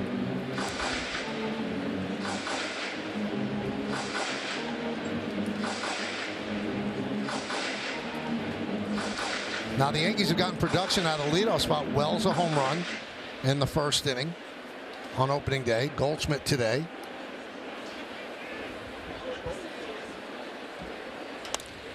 That one is lofted down the right field line. It's a fair ball. It'll go into the corner. Grisham chugging to third. They're going to hold him up there. Goldschmidt gets himself a double. Quite a day for Goldschmidt. Yeah, the leadoff home run that we just saw before this inning started, and then now turn this ball over, try to get movement down and away. Goldschmidt stays with it, just drives it to right field. How deep that ball gets. That ball's almost behind him, and that's the way a right-handed hitter can wait, and still use right field. Well, the Brewers have to bring the infield in for Bellinger, second and third, one man out.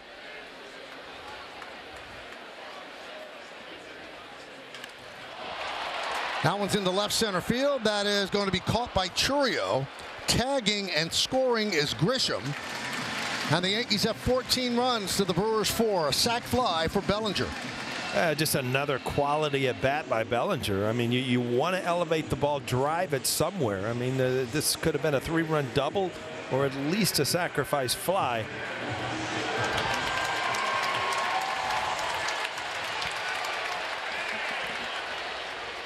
So here's Judge, 2 home runs, 1 a grand slam, the other one solo, 5 ribbies. Cooking up special, something special with Hexclad. Join the hybrid revolution at hexclad.com. First 27 games last year, see what he did. This year so far, you see what he's doing.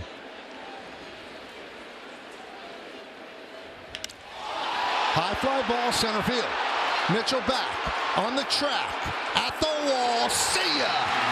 3 home runs for Aaron Judge. They've done it again. A record 8 home runs in 1 game by the Yankees, and it's just the 4th inning. Kind of leaves you speechless. Yeah, it seems like we've been through this before. I mean, again, you get first base open, and you give Aaron Judge something that he can just pound again. And he has such a great way of taking walks in that situation, but also being ready for that fastball. 3 home run game. Salute to you, Aaron Judge. What a day. Just the 3rd Yankee team ever to have 8 home runs in a game. They did it back in '39 and in '07. They probably have 4 more at-bat innings to go, and Judge might have 2 more at-bats, 2 more chances, 3 more chances to get that 4th home run. Chisholm. Ortiz will put it away. But the Bronx Bombers are living up to their nickname, especially the reigning American League MVP. Sends another one into orbit. 3 home runs for Judge. 3 home runs for the captain. Pretty unbelievable day. 8 home runs for the Yankees. Audi scoreboard, they lead 16-4. And he's getting love from the right field fans and gives them some love back.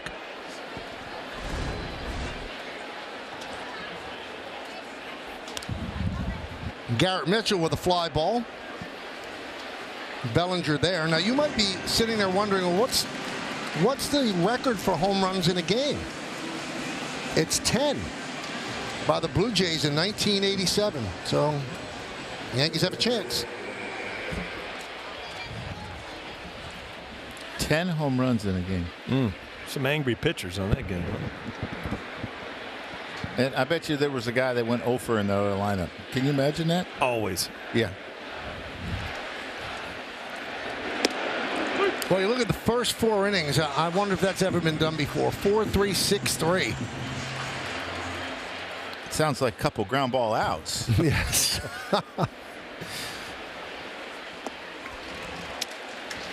That is his 81th pitch. He threw 76 on Sunday. I would think Aaron Boone would let him get close to 90. He's had to work pretty hard. I think Aaron Boone would love to see him end on a positive note. You know, get some consecutive outs, make some good pitches. Reyes. And a bad throw. And it goes into the seats. So that's another error for the Yankees. As Reyes picks up an E5. I'm not sure if they'll give him a hit before the E5. Another ground ball that he's kind of caught in between, kind of rushes to throw, knowing it's going to be a close play at first, but just airmails Goldschmidt over there. The problem with Max Fried is he gets so many of those top balls that take so long to get to the third base. And Terang off the glove of Chisholm, and it dribbles into right field. Moving to third is Capra. that I think that you have to think about playing your third baseman a little more shallow. It's a good point. Nothing really has been hit hard the other way. Especially against a team that runs really well. Now, if there's a bunch of slugs, you leave them back, knowing that you have time. So an E5 and an E4. 4 errors by the Yankees in this game. Here's Churio. Yankees play back for the double play, first and third, 1 out.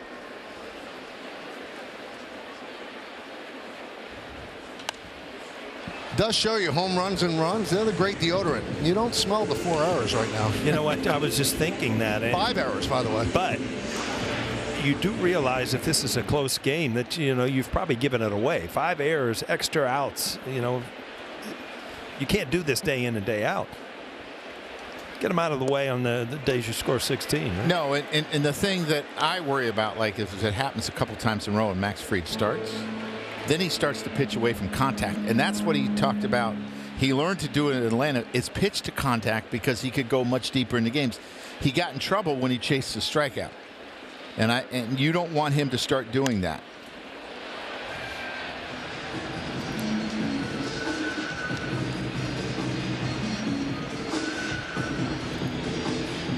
Well, he pitches the contact and he does get ground balls. And what a good time to get a ground ball right here. Try to get out of this inning.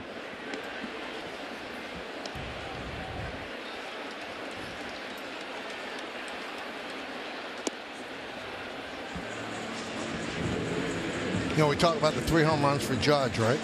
He's a 3-run home run away from a home run cycle. Did Alex do that once? I don't know if Alex ever had 4 home runs for the Yankees. I think he had like a solo, a 2-run, and a 3-run, and they were all off of Bartolo Colon. Yep. Of the Angels, then. Yeah, I was probably dumb and pulled him out of the game. Joe's been taking his Prevagen, man. All these things are just off the top of his head. 2-2. You know how that works, though. You can remember things far back. It's it's yesterday what happened. Wow. You know Fried wants to get through this inning. I'm not sure if Aaron will let him go past this hitter because It's been a struggle. Yeah, and it's 76 pitches his last start, and this is a long season. Another slow roller, Fried. And a nice scoop there by Goldschmidt. A run scores. Capra crosses the plate. An RBI for Churio. And it's 16-5. Joe, something, I mean, and the more you watch it, it's just, I mean, I think you really made a great point. Nothing hit hard from righties. Pull. You know, everything's topped. Little ground balls. And, you know, they become tough plays, but after a good pitch.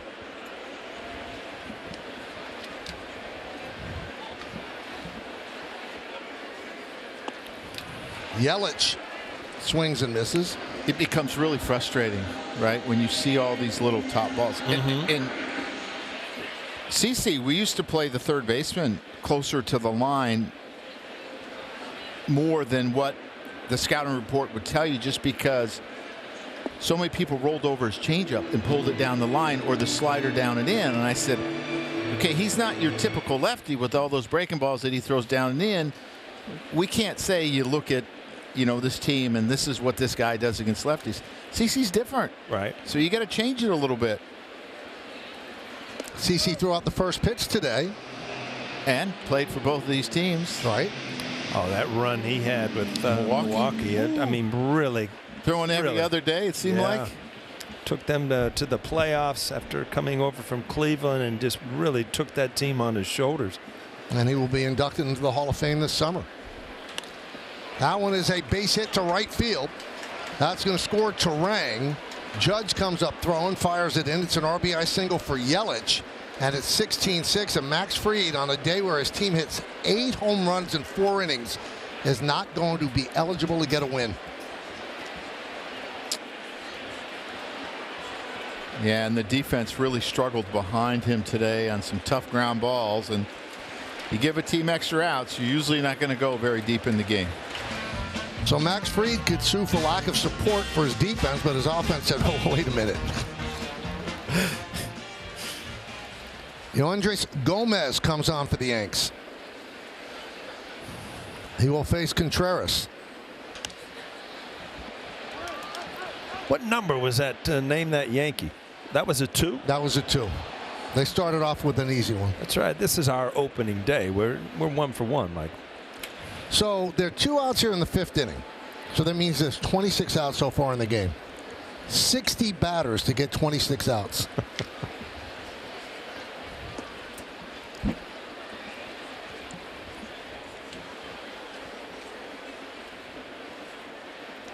Just 2 of the runs earned because of the bad defense.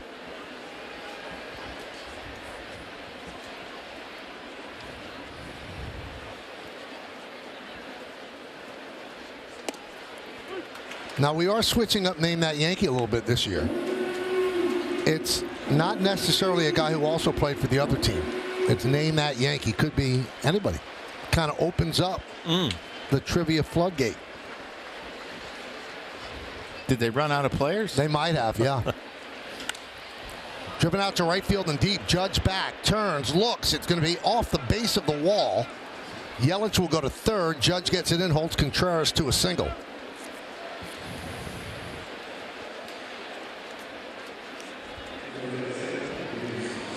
Well, 20 hits so far between the 2 teams.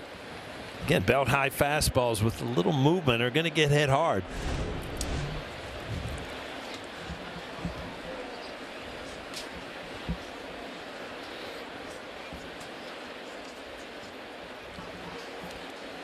Here's Rhys Hoskins.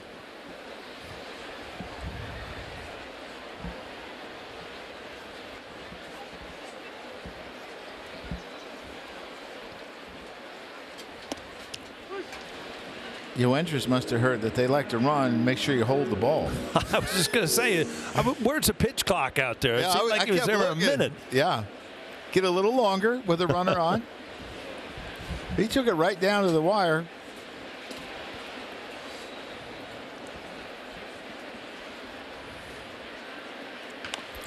Another slow roller. And that'll do it here in the 5th. 2 runs, 2 hits, 2 errors, 2 men left. We're halfway through. Yankees up by 10. Well, tomorrow, spend your Sunday afternoon with Yes as the Yankees and the Brewers wrap up this opening weekend series here in the Bronx. Coverage begins at 12:30 with Audi batting practice and the pregame. Then first pitch will be just after 1:30 on Yes and the Gotham Sports app. Was that tiramisu in a helmet? They do have that now at the stadium. Wow. It's a big item. Audi scoreboard 16-6. Yankees have 8 home runs. Look at that. A little tiramisu in a helmet. Are you thinking you deserve a little piece after 4.5 innings? No, I'm thinking I'm going to dinner tonight with Frank and Mare for a little Italian tasting, and it's probably going to be on the menu. Elvis Peguero is a new pitcher. Another one of their somewhat 7th inning guys, 6th inning guys having to come in a little bit early today. Probably needs a little bit work. Super sinker I got up to 97, 98, and a good slider. I wrote super sinker in the notes.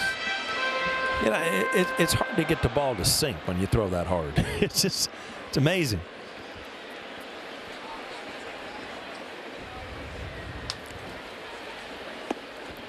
Volpe has a home run, his 2nd in as many games. He's 1 for 3.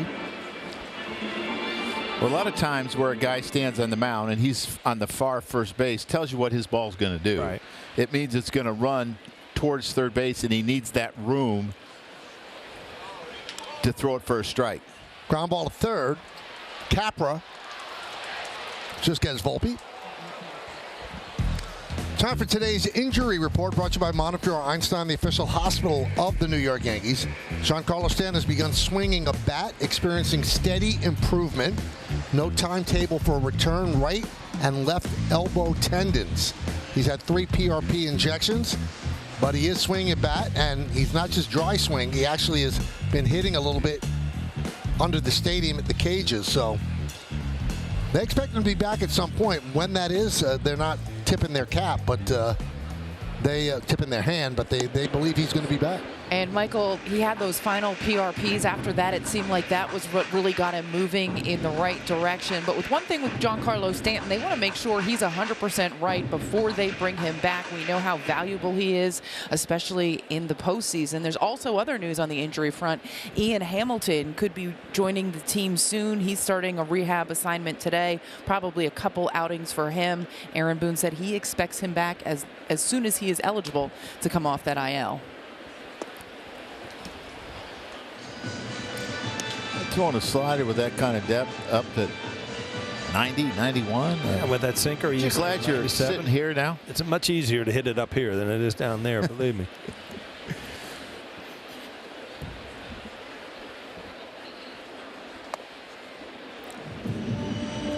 Two and one. The tone was set in the first inning. Yankees, the first 3 pitches that they saw, all hit out for home runs. Goldschmidt, Bellinger, and Judge. Lofted to left field by Wells. Churrio's there, puts it away.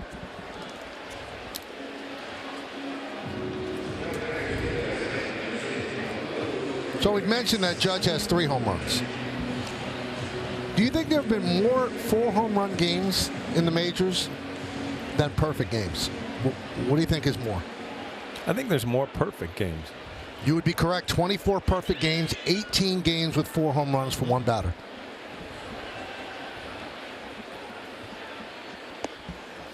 And it's only been done 1 time in Yankee history, and that was in 1932.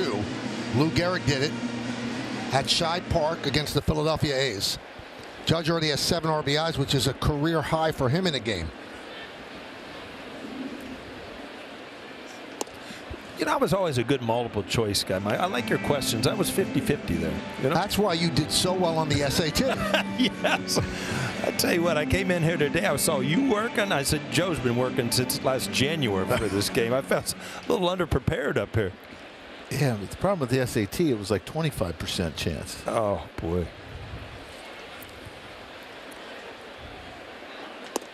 It was good enough to get you into Florida, right?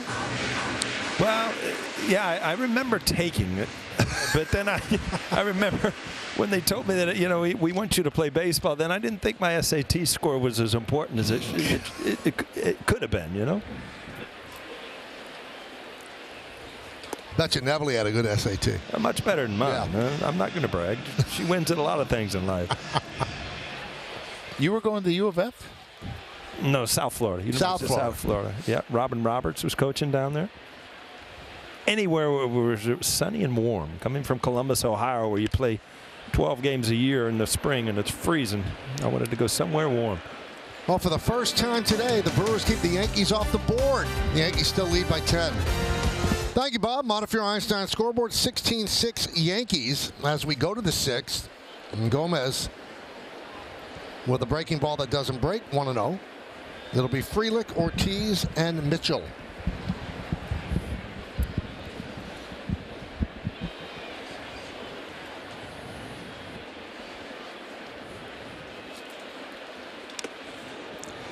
We told you the Yankees as a team have 8 home runs today. Judge has 3. The Major League record is 10 home runs set by the Blue Jays. Well, how about this statistical quirk? 31 teams have hit 8 home runs in a game. One team hit 9 home runs, and one team hit 10. So 8 seems to be. Once you get past 8, you've done something. Yes. So, well, okay, the one that hit 10, the Toronto Blue Jays, they also hit 9. So is that the same team? No, the Reds did it in 1999 in a 22-3 win at Philadelphia. What year? 90? Oh, you weren't 99. there. He was doing the damage here. You're pulling in the wrong. You were talking about the wrong fingers. You've been putting in the wrong pitchers too. Yeah. Sure, a lot of people thought I did that.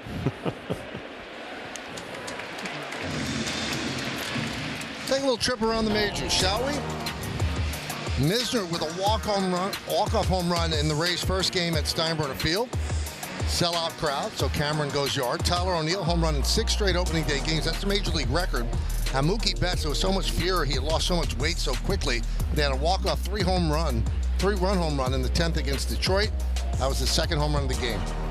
He got really emotional. I mean, he lost 18 pounds. Yeah. He didn't have 18 pounds to lose. No, he's not a huge guy, but boy, can he play.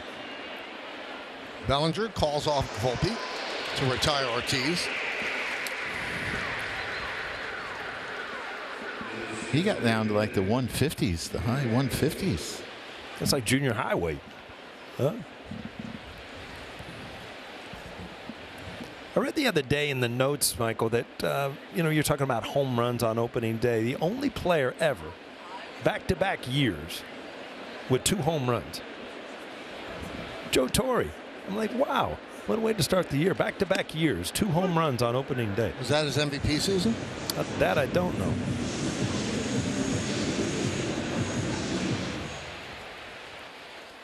Yeah, the question is, where were you reading the notes? I just read notes. I don't know where they came from.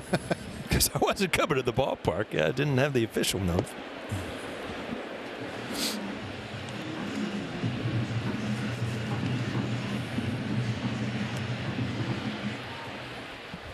I think I had 1 home, maybe 2 on opening day. You have a home run opening day? I didn't hit home runs. I don't think so. Well, you had a few in your career. Did you ever throw one in on opening day? Yeah, I think opening day of T-ball. T-ball. Yeah. You didn't even get one out in Colorado? I don't think so. I don't think so. I was happy if I got a hit. Oh, wasn't that important? Opening day? You know what? I used to play mind games, too. It's like, you know what? If I get a hit my first at bat of the year, I'm going to have a great year. And then, you strike out the first time up. It's like, if I get a hit in this game, I'm going to have a great year. You just start playing games with yourself mentally. Well, it's a game that just, you build it up for a long time. And now you get just back in the grind. We're playing every day. But you put way too much importance on it. If you have an 0 for in another day, it doesn't seem to be such a big deal. But then you have a lot of times opening day, and you got to sit on that 0 for. Yeah. It's hard. Yeah, you think Chourio wanted to get out and have a day off on Friday after 5 strikeouts opening day? I don't think so. Good pitch right there. Yes, is thinking about a reality series, Mind Games with Paul O'Neill, coming up. This copyrighted telecast presented by authority of the New York Yankees and may not be reproduced or retransmitted in any form, and the accounts and descriptions of this game may not be disseminated without the express written consent of the New York Yankees. Peguero deals to Dominguez. Lost it to left center. Chourio is there. One away. I just remember on days like today, I'd be catching and come on, be in a game like this. And sit next to Zim when I come in after the inning. He would say, boy, you got this game moving right along, don't you? Yeah,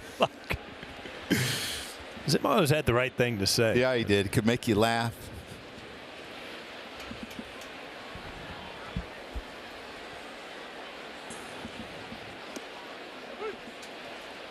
Oh, 0-1 on Grisham. Grisham 1 for 2 with a walk. 2 runs scored.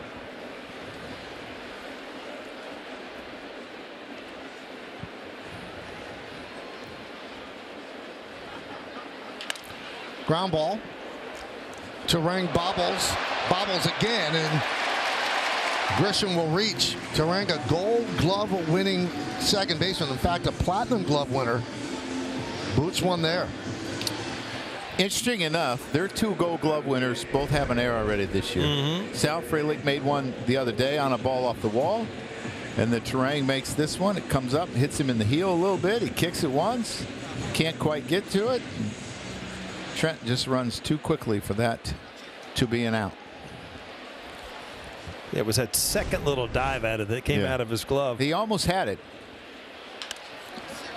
Ground ball. Ortiz will get Goldschmidt as Grisham moves to second.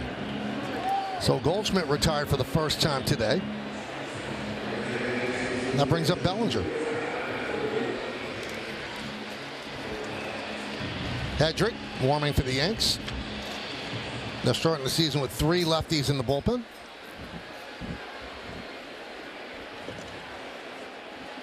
Bellinger 3 ribbies in this game.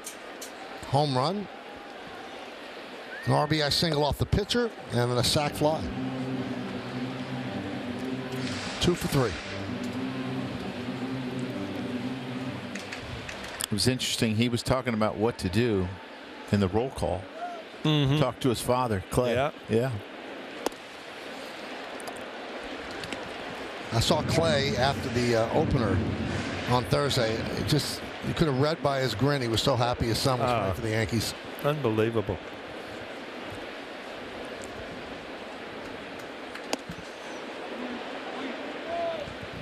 So I went down to the locker room today, and Stevie Donahue says, I've got a present for you.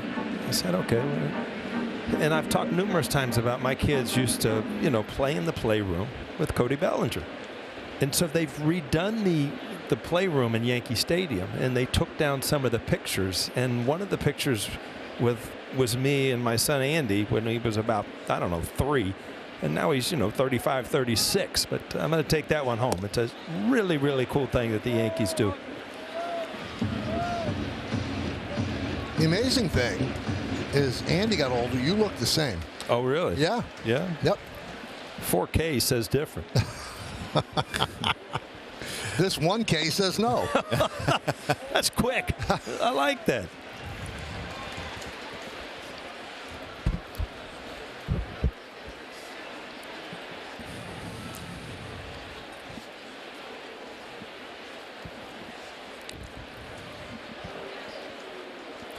Three-two count on Bellinger. Judge is on deck.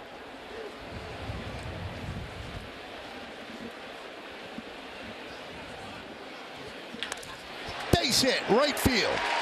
Grisham rounds third. He's coming home. The throw is cut off. Going to second is Bellinger. He'll get in, and the Yankees lead 17-6, and that'll bring up Judge. Oh, Cody Bellinger has had tremendous at-bats today. Just another good at-bat, driving in another run, and then a good read on a high cutoff throw. Just cruises into second base.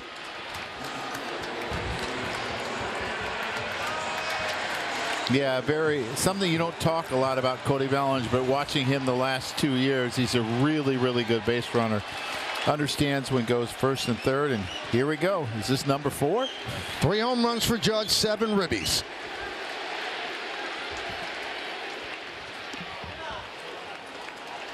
Only 18 4-home run games in Major League history. The last one, J.D. Martinez did it. Arizona at the Dodgers. That was in 2017. The only Yankee to do it, Lou Gehrig, in 1932. Do you remember how hard it used to be able to hit it out at Dodger Ballpark, too? Oh, when it got cool at night? Yeah. I think that he did it there. 2-0 on Judge.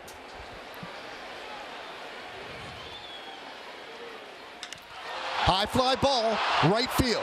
Frelick back. He's on the track, and he's going to be off the wall. Bellinger scores. Judge gets himself an RBI double, and the Yankees lead 18-6. That close to making history. Wow, what a day for Aaron Judge. And, you know, the reason Aaron Judge is getting pitches to hit in this situation, first base open, is because it was 17-6 at the time. Now it's 18-6. Frelick again kind of not knowing where he is in a short porch in right field. Not able to get back. But off the bat, anytime the ball is airborne, you see the stands and the fans. Did he get 4? Well, he's got 3 with a double. It's a pretty good day. And betters his career high with 8 runs batted in for the game. 9 on the season in 2 games. Now, these are the little things that used to irritate teams. You know, when you're getting beat 18-6, you hate to see guys kind of over-swinging, landing on their back knee. You know, don't wake up, people.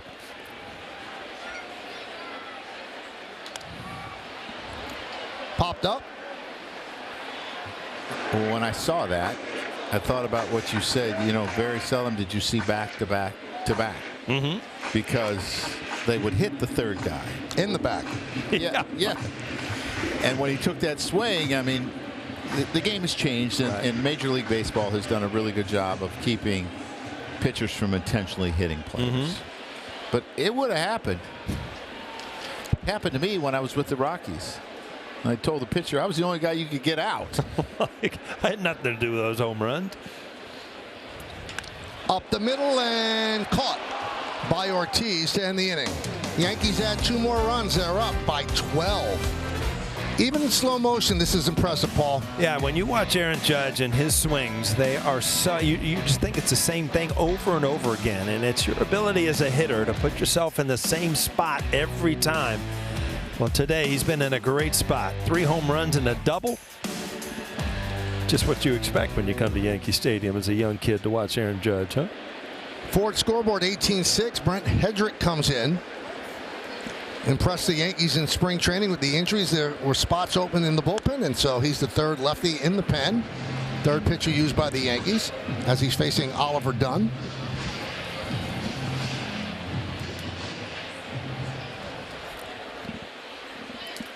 Hedrick's pitched in the big leagues from Minnesota in 23 and 24. 27 years old. He was picked up off waivers from Minnesota on February 11th. He's from a family of professional drag racers. His parents, his older sister, his aunts, and his uncles. Can't say I've ever met someone that was a drag racer. Drag racer. Yeah. Tell you what, he was a really impressive one of his last outings in spring training where he got as high as 98. And it seemed like when he got ahead, he added. It was impressive. So Dunn goes down on strikes. Time to get the answer to the Name That Yankee quiz today, Paul. Why don't you give it? Well, it's got to be Jimmy Key, and he was a big part of our pitching rotation. I think if I could pick one guy that would have been a great pitching coach, it would have been Jimmy Key. He knew how to get big outs. I think he helped Andy Pettitte a lot when Andy Pettitte was just coming up to the major leagues. And he was the guy at the back of the plane that would get Boggs going every single time. You know, we had Charlie Hayes that would get Cecil Fielder going, but you had Jimmy Key back there just annoying Boggs to the point where you'd hear it before the flight was over. Okay, I bring up a quick story. Do you remember the time that Jimmy and Bogsy went turkey hunting, and Jimmy took Bogsy turkey hunting? Do you remember that? And vaguely. They didn't see one turkey, and Bogsy was kind of embarrassing him, yelling at him in the clubhouse about it. And the next day, Jimmy brought in 2 frozen turkeys and threw them in his locker and said, "That's your turkey." Yeah, exactly. That was Jimmy Key. Joe, I mean, if you were in the Bird family, you'd stay away from Boggs. Yeah. It's only 8. Yeah. It's a good point, Michael.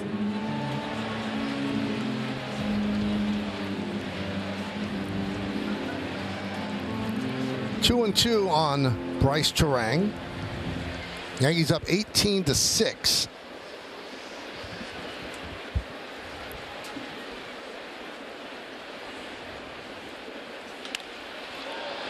We going with 6 field goals, Paul, or some? Yeah, this is kind of like a Giants and a Packers game, huh? Well, last year I don't think the Giants were putting up 18. A big day for them. Boy, speaking of the Packers, well, when we used to play in that old county stadium where Milwaukee used to play before Miller Field, it just that was, I didn't even realize. There's Jimmy Key. This is him in Game 6. Everybody talks about Joe's triple, but Jimmy Key was on the mound and pitched brilliantly in that World Series clinching game. You know what else happened that day for him? He got engaged. Oh, is that right? Yeah.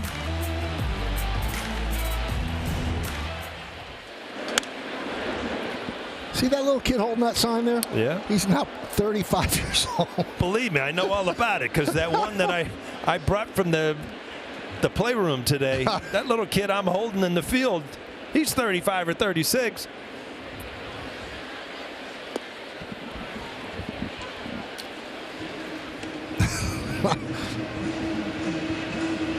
I hope you're doing well. I hope you're watching.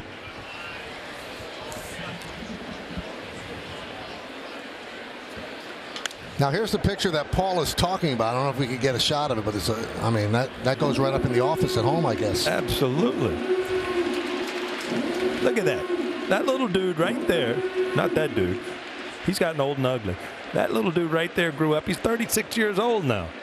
Amazing. Where's time fly, Michael? It goes too fast. Fly ball right field. Judge back, and Chourio retired as that ball kept carrying. But Milwaukee goes down in order. 8 home runs ties the franchise record. 3rd time they've done it. Major league record is 10 home runs back in 1987 by the Blue Jays. Anthony Volpe leads off against Chad Patrick, the new pitcher.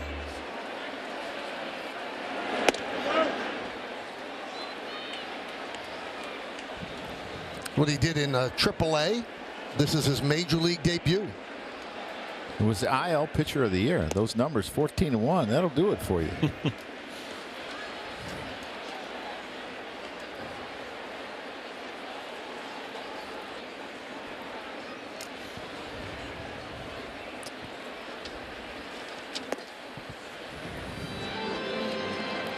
Well, earlier, Connor Thomas made his major league debut. Didn't go well. And now Chad Patrick. And there's ball 4 as Anthony Volpe works a walk. Well, tickets for all 2025 Yankees home games are on sale at Yankees.com. This season's home schedule includes some great promotional giveaways and is highlighted by interleague games against the Giants, the Cubs, and the Phillies, as well as the annual Subway Series games against the Mets. For more information and get your 2025 Yankees tickets, just visit Yankees.com today. J.C. Ascara is going to make his major league debut. What a long, strange trip it's been. Bounced around, independent league, released, Uber driver, and here he is. He made the Yankees out of spring training, his first big league at bat.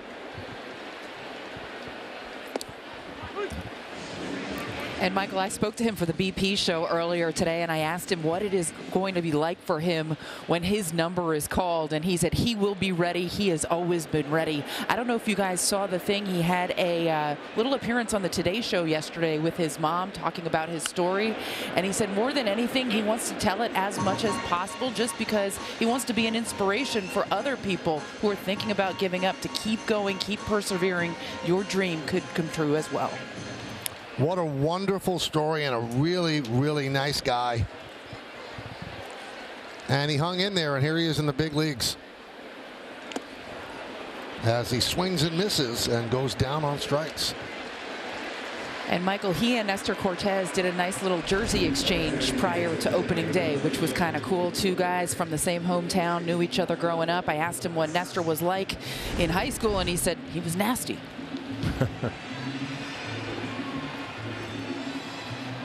Now Oswald Peraza is going to pinch hit for Pablo Reyes.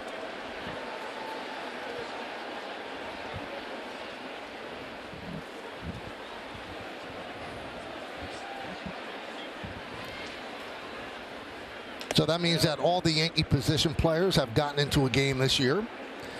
I think that's really important too.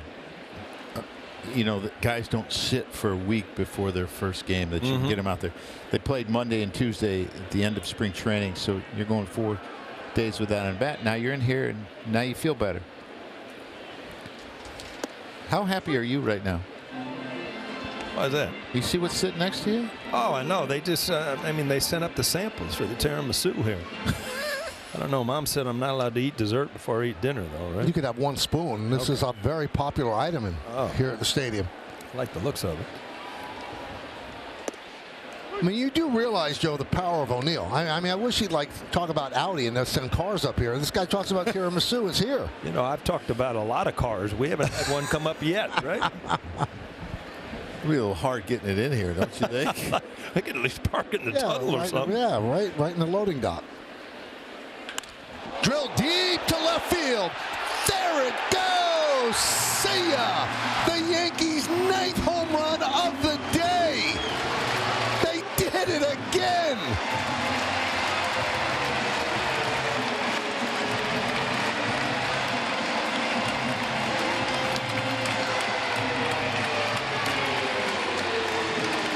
This is what I saw when he broke in the major leagues years ago, Joe. It's like, this guy has power.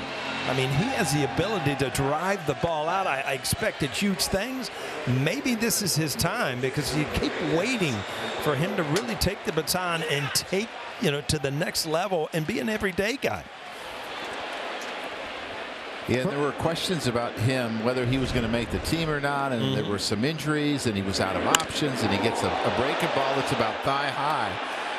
Really struggled in spring training, and I think there were questions about him. And I think so many times when young players come into spring training and they know they have a chance to make the team and have an impact, they put so much pressure. Oh, yeah. And then all of a sudden you have a really tough spring training and you're on the team, and maybe you relax a little bit and say, okay.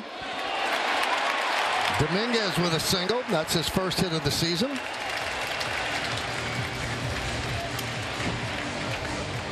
Had a very good AAA season last year. I mean, this is a hanger, and when you hang it, they bang it, right? I mean, that's what happens. And I mean, he's had power in AAA. He's played in AAA for a number of years. So young to be called up to that level. I mean, that's a really good swing into your backside, using your legs. And hopefully he can relax and his talent can come out.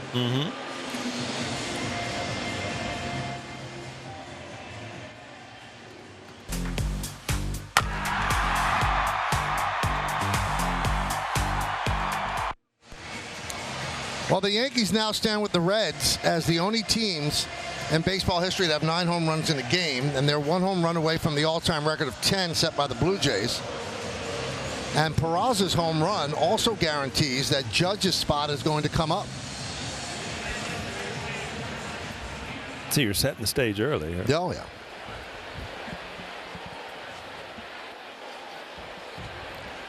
Here's Trent Grisham. Dominguez is on first. They're not holding him. The Yankees lead by 14, 20-6. darn extra point that they missed. I hope it doesn't come back to haunt them. I wonder if they know in the dugout if the record is 10. I would think no. You don't think so? There's certain things that don't come in. I mean, you've hit a lot of home runs. I mean, you're putting a beating on somebody, but I don't know that you ever know records like that, huh? The only thing is if someone's said, what's the record? Like someone that's not really a pitcher's down there, and someone calls up to the press box and asks, that sort of thing. Now, they had the game on in the clubhouse, so somebody's heard us say that. I wonder if it's been relayed to the players. And the trainers will go back and forth. Yep. I don't know, Michael. You think to keep the volume up? That might just turn us off. Just watch the play-by-play. Paul, I've turned a lot of people off in my life, so it could be. You got all kind of shows, though. People like to hear you. 1-2 on Grisham.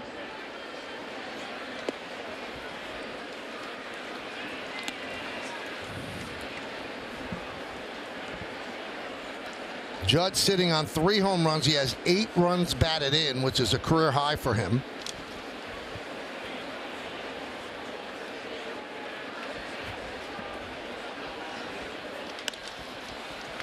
Popped up. Ortiz makes the play. That's out number 2.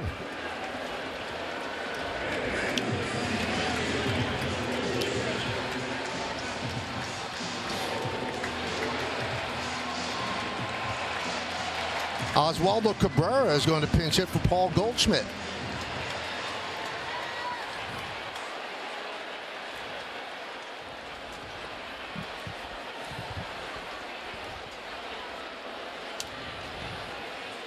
Now, Aaron Boone being a third-generation Boone in baseball, he knows the record is 4 home runs in a game, so he's not going to lift Judge with 1 at bat to go. I'm not sure if he knows about the 10 home runs.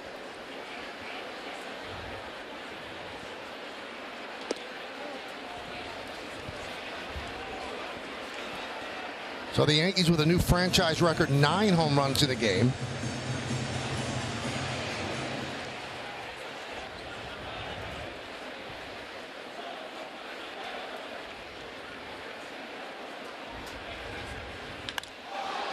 Line to right field. Frelick is there, and that'll do it. So we'll wait till next inning for Judge to get another try. Another home run for the Yanks, 2 more runs. Judge, 3 home runs, 8 ribbies today. Last season, though, was magical. The Bronx Lotus, 223 OPS plus. Highest all-time for a right-handed batter in a single season. How about the slug and 700 or more plate appearances? 6th player in a single season to do that. Pretty special ones that did it as well. One of 3 players all-time to lead the majors in home runs, ribbies, WAR, slugging, OPS, and walks. Babe Ruth did it 3 times, and Ted Williams. The best of us indeed. 2nd-time MVP. Hyundai scoreboard 20-6. With his day today, he's telling last year to hold my beer. He's off to a decent start here in game 2. No doubt about it. There's Carlos Carrasco. He's making his Yankee debut. He's the Yankees' 5th starter. But with an off day on Monday, they're getting him into a game right now. Isaac Collins pinch hitting. See the changes for the Yanks.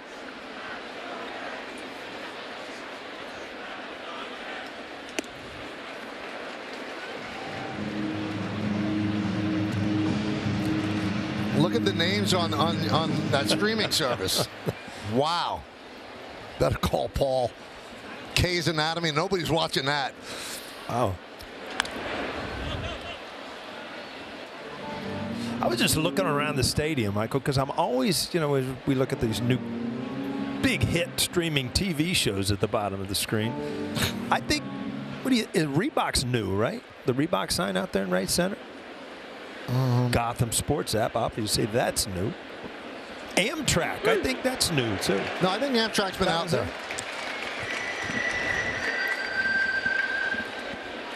Some of the standbys are still here. They're big Delta sign up there. See who's doing, Paul? He's trying to get sneakers, trying to get train rides, trying to get a plane ride on Delta. For one thing, I don't know what a sneaker is. We wore tennis shoes. I don't know what. Well, in New York, we wore sneakers. All right. Well, you drank water too. Huh? I can't believe you didn't mention Bank of America. You're trying to get a little money. You get gift certificates there. Oh, we love them, right? Yes. They were behind home plate and out in left field.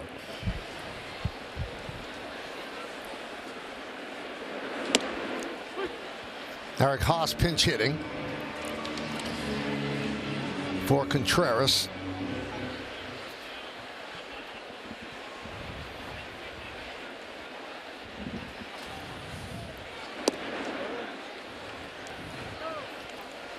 Some people were surprised that Carrasco pitched as well as he did in spring training. His velocity was up from last year. He had a rough season last year in Cleveland. Veteran, knows how to pitch, has an arsenal of pitches, and again with the height and velocity a little bit better. That one is looped into right field. It's a base hit in front of Judge. Pinch hit single for Haas.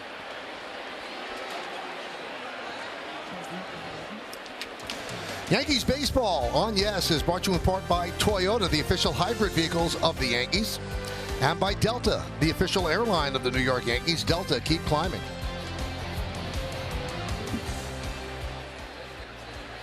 There's Jake Bauers to pinch hit for Rhys Hoskins. It's turning into a spring training game. Both managers emptying the benches here. That's really screwing up your scorecard over there. Good Lord. What's happening with your scorecard? I haven't found it yet. It's a little blank right here.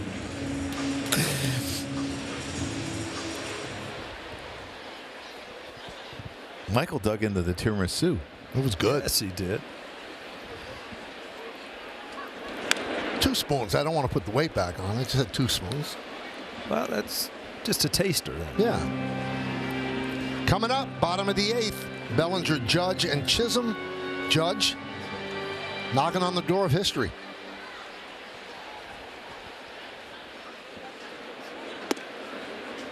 One and two.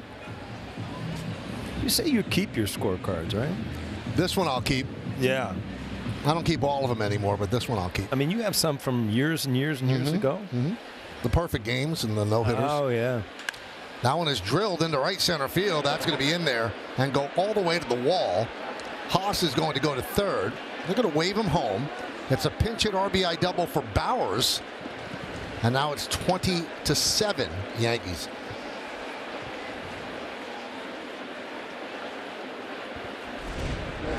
It's 2 good at-bats he's had. Pinch hitting. He had a good one on opening day where he walked off of Devin Williams, and then you see this double that he lines in the corner. Fastball that's up in the zone. I mean, that's been what we've talked about all day, and that's why there's so many runs. I mean, I think hitters, too, are adjusting to pitches up, fastballs up, because they practice so much against velocity up in the zone off these new machines that they have, and everybody's trying to do it. Well, if you remember, 2-3 years ago, that was the pitch everybody was going to because everybody wanted the slide uppercut, and that was kind of a way to get a strikeout where, hitters are going to adjust to what pitchers are trying to do to them.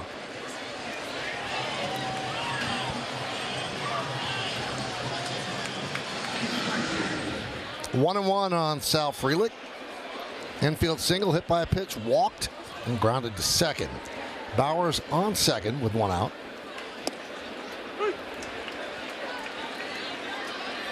Nice changeup there by the man they call Cookie Carrasco. There's 2 cookies in the clubhouse. Stevie Donahue, longtime trainer, is Cookie too.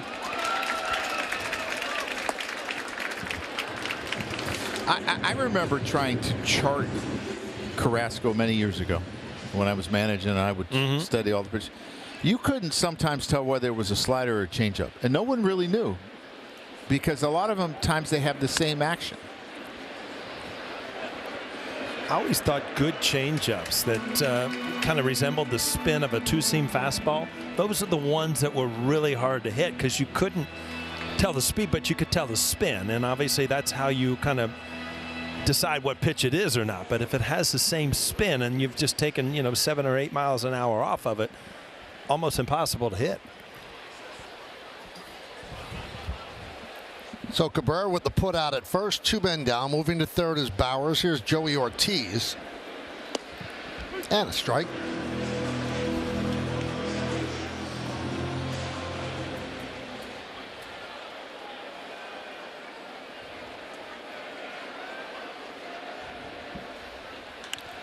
Rip foul into the second deck.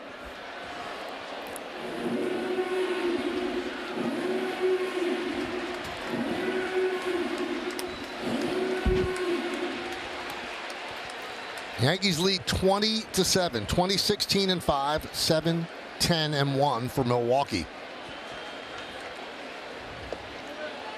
Now, if you have a friend who's a baseball fan that might not be watching the game, call that friend, text that friend.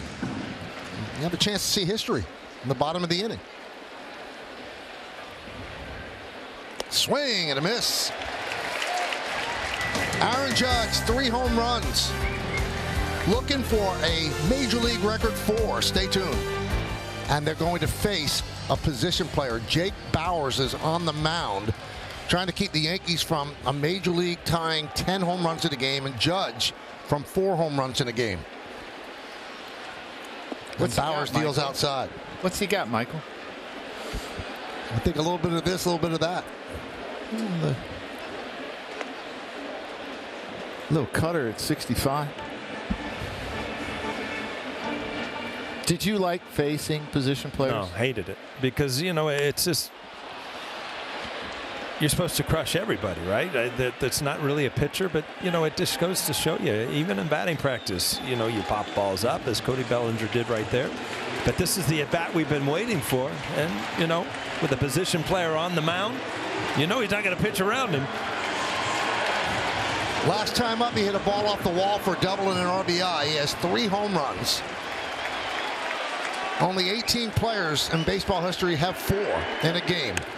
Drilled deep to left field, but that is going to stay in the park and caught by Chourio. Little top spin on that, and Chourio ran it down. Well, a little off the end of the bat, just enough, because the velocity was probably high 70s.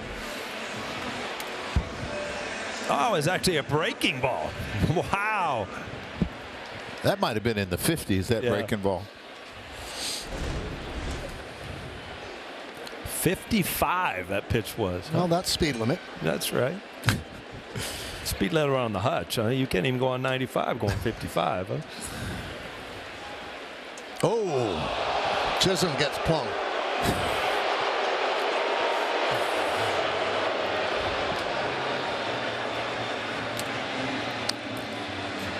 I tell you what, Jake Bauers was going to have a lot to talk about if he went 1-2-3 today. Yes. Right in the middle of the order, yes. But now that's not going to happen.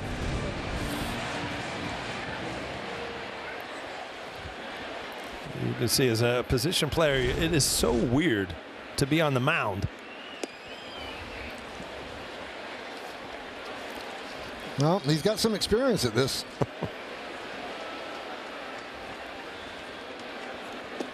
Did you ever do this? Yeah. I almost threw my arm out. Where were you? In Atlanta. I was with the Reds. Struck out 2 people in the first inning, and then after that, I went downhill. I went from like 93 to 50. I had nothing left. You had pitched as a kid, right? Oh, all through high school. Yeah. When I was drafted, I thought I was a pitcher. 3-0 on Volpe. There's a strike from Bauers. Chisholm's at first with 2 outs. We're in the bottom of the 8th, 20-7. Yankees lead.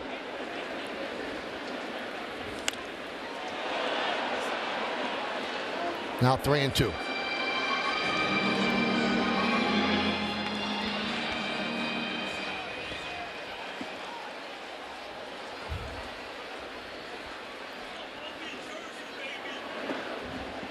And Volpe works a walk. And that brings up J.C. Escara. How about this, Joe? They gave J.C. your number. That's great. Yeah, 25. Great. Catcher to catcher. Yeah. Your player number. I think you can really appreciate what this young man has been through. A couple of years in independent ball, and it's really a cool story. You talked about it already, but man, seeing his mother get emotional in the video. I tell you what, he's lost it, Bauers. Yeah, he's running out of bullets out there. He got 2 quick outs, 3 pitches. Rip foul. Also a nice moment. He came to the ballpark on Thursday in an Uber. And he used to drive an Uber to try to make ends meet. I mean, you wouldn't have any problem as a young player getting your first hit off a position player. Nobody knows, right? Because when it's on the back of that bubble one card, nobody knows. Dunn makes the play, and how about that? Jake Bauers stops the Yankees and Aaron Judge from making history. Carlos Carrasco trying to get the final 3 outs as he deals outside to Garrett Mitchell. Oswaldo Cabrera moves to right field to take over for Judge. Ben Rice will play first base in place of Cabrera, so every Yankee position player got into the game. That one is lined over the leaping try of Volpe, a base hit for Garrett Mitchell. Well, fans, stay tuned after the final out for today's WB Mason Yankees postgame as Bob Jack and John Flaherty are standing by in the studio with highlights and analysis. Of course, Meredith Morakovitz gets player interviews in the clubhouse. We'll hear from Aaron Boone on the manager's report. That's all coming up on Yes and the Gotham Sports app. The kind of information we're going to give out today, Paul. You ready? The Yankees have never won a game in their illustrious history by a score of 20-7. Fly ball left field off the bat of Dunn. Bellinger puts it away. But we looked it up. The Giants have 4 such wins. The New York Football Giants have 4 such wins. The last time they did it, they won 20-7, 1997 at the Cowboys. And the Jets also have 4 by that score. Last time was in 2015 at the Colts.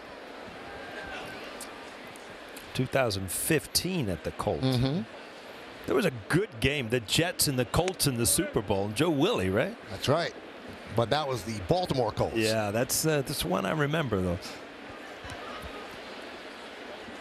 You must have been 6 then. That's all right. I was a big football fan, though. You did take your Prevagen today, didn't you? That one is driven out into right center field. On the run is Cabrera, and that ball is gone. A 2-run home run, so it's not going to be 20-7. It's going to be 20-9 at least as Turang with a 2-run home run.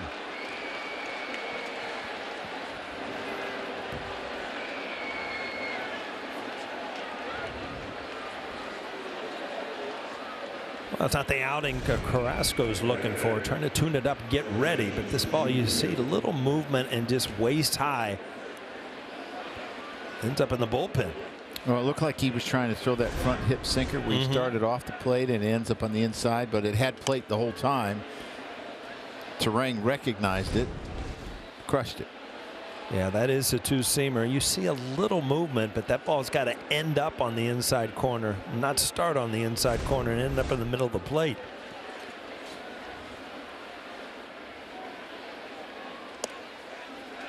Oh, 2 on Churio. You know, had a tough day today is at home plate. I mean, it's been stepped on a lot today. You know that? You know, I don't think I've ever heard that. Just saying.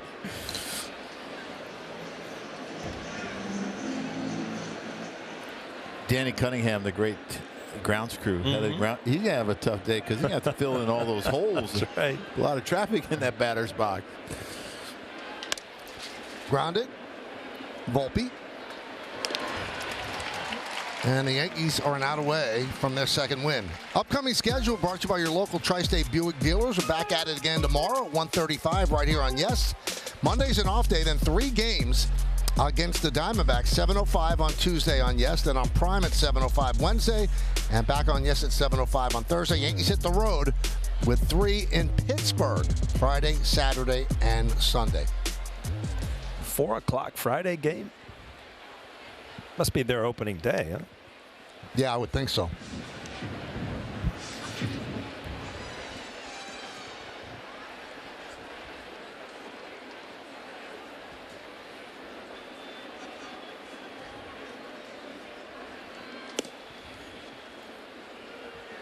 Two 2-0 on Isaac Collins. Mike, I'm really glad our first game together this year. We got to spend over 3 hours together. Yes, it's always nice. How many times will you two do this? Oh, a lot. We're in the 60s or 70s, easy. That's like a day off for him, though. He's like 150 plus a radio show, a couple other shows.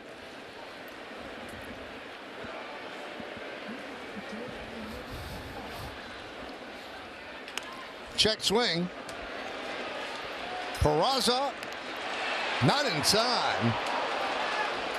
As Collins beats it out. Well, we talked about it all day. Milwaukee, most of the lineup run extremely well. Peraza kind of shifted over to play him to pull, and it just kind of a excuse me single. Now, Paul, I know you were wondering about this. The Yankees have never had a 20-9 win. The Giants have only won in 1991 against the Cardinals. The Jets have only won 1998 against the Dolphins. Here's Eric Haas. Runner goes. And they'll let him take second on a swing and a miss.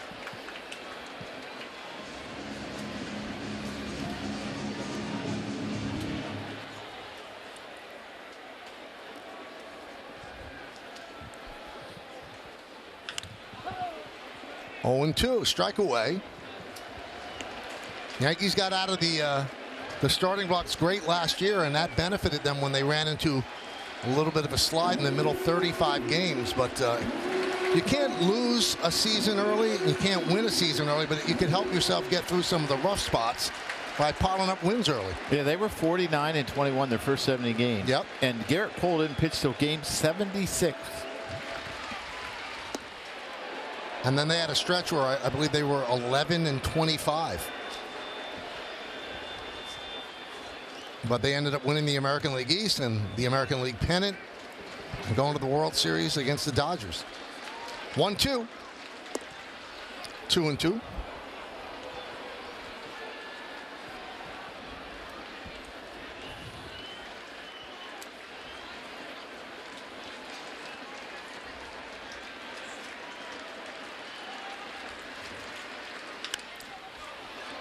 Volpe.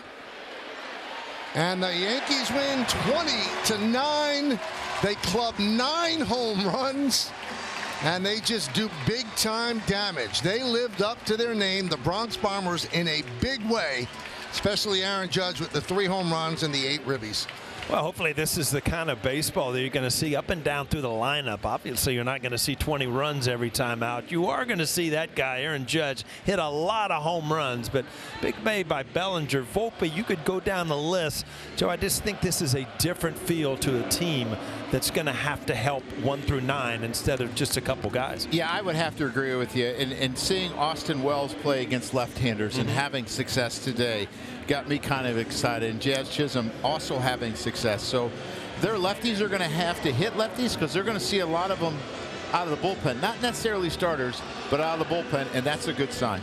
Pretty cool necklace Judge has on. He has a gavel, and he laid down the gavel today with 3 home runs and 8 ribbies. The captain with a lot of crunch on this Saturday afternoon.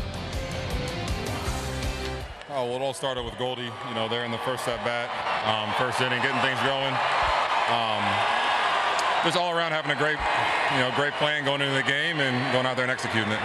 Can you describe that first inning when it's Goldie, Bellinger, you going back to back to back, Wells getting in on the action later?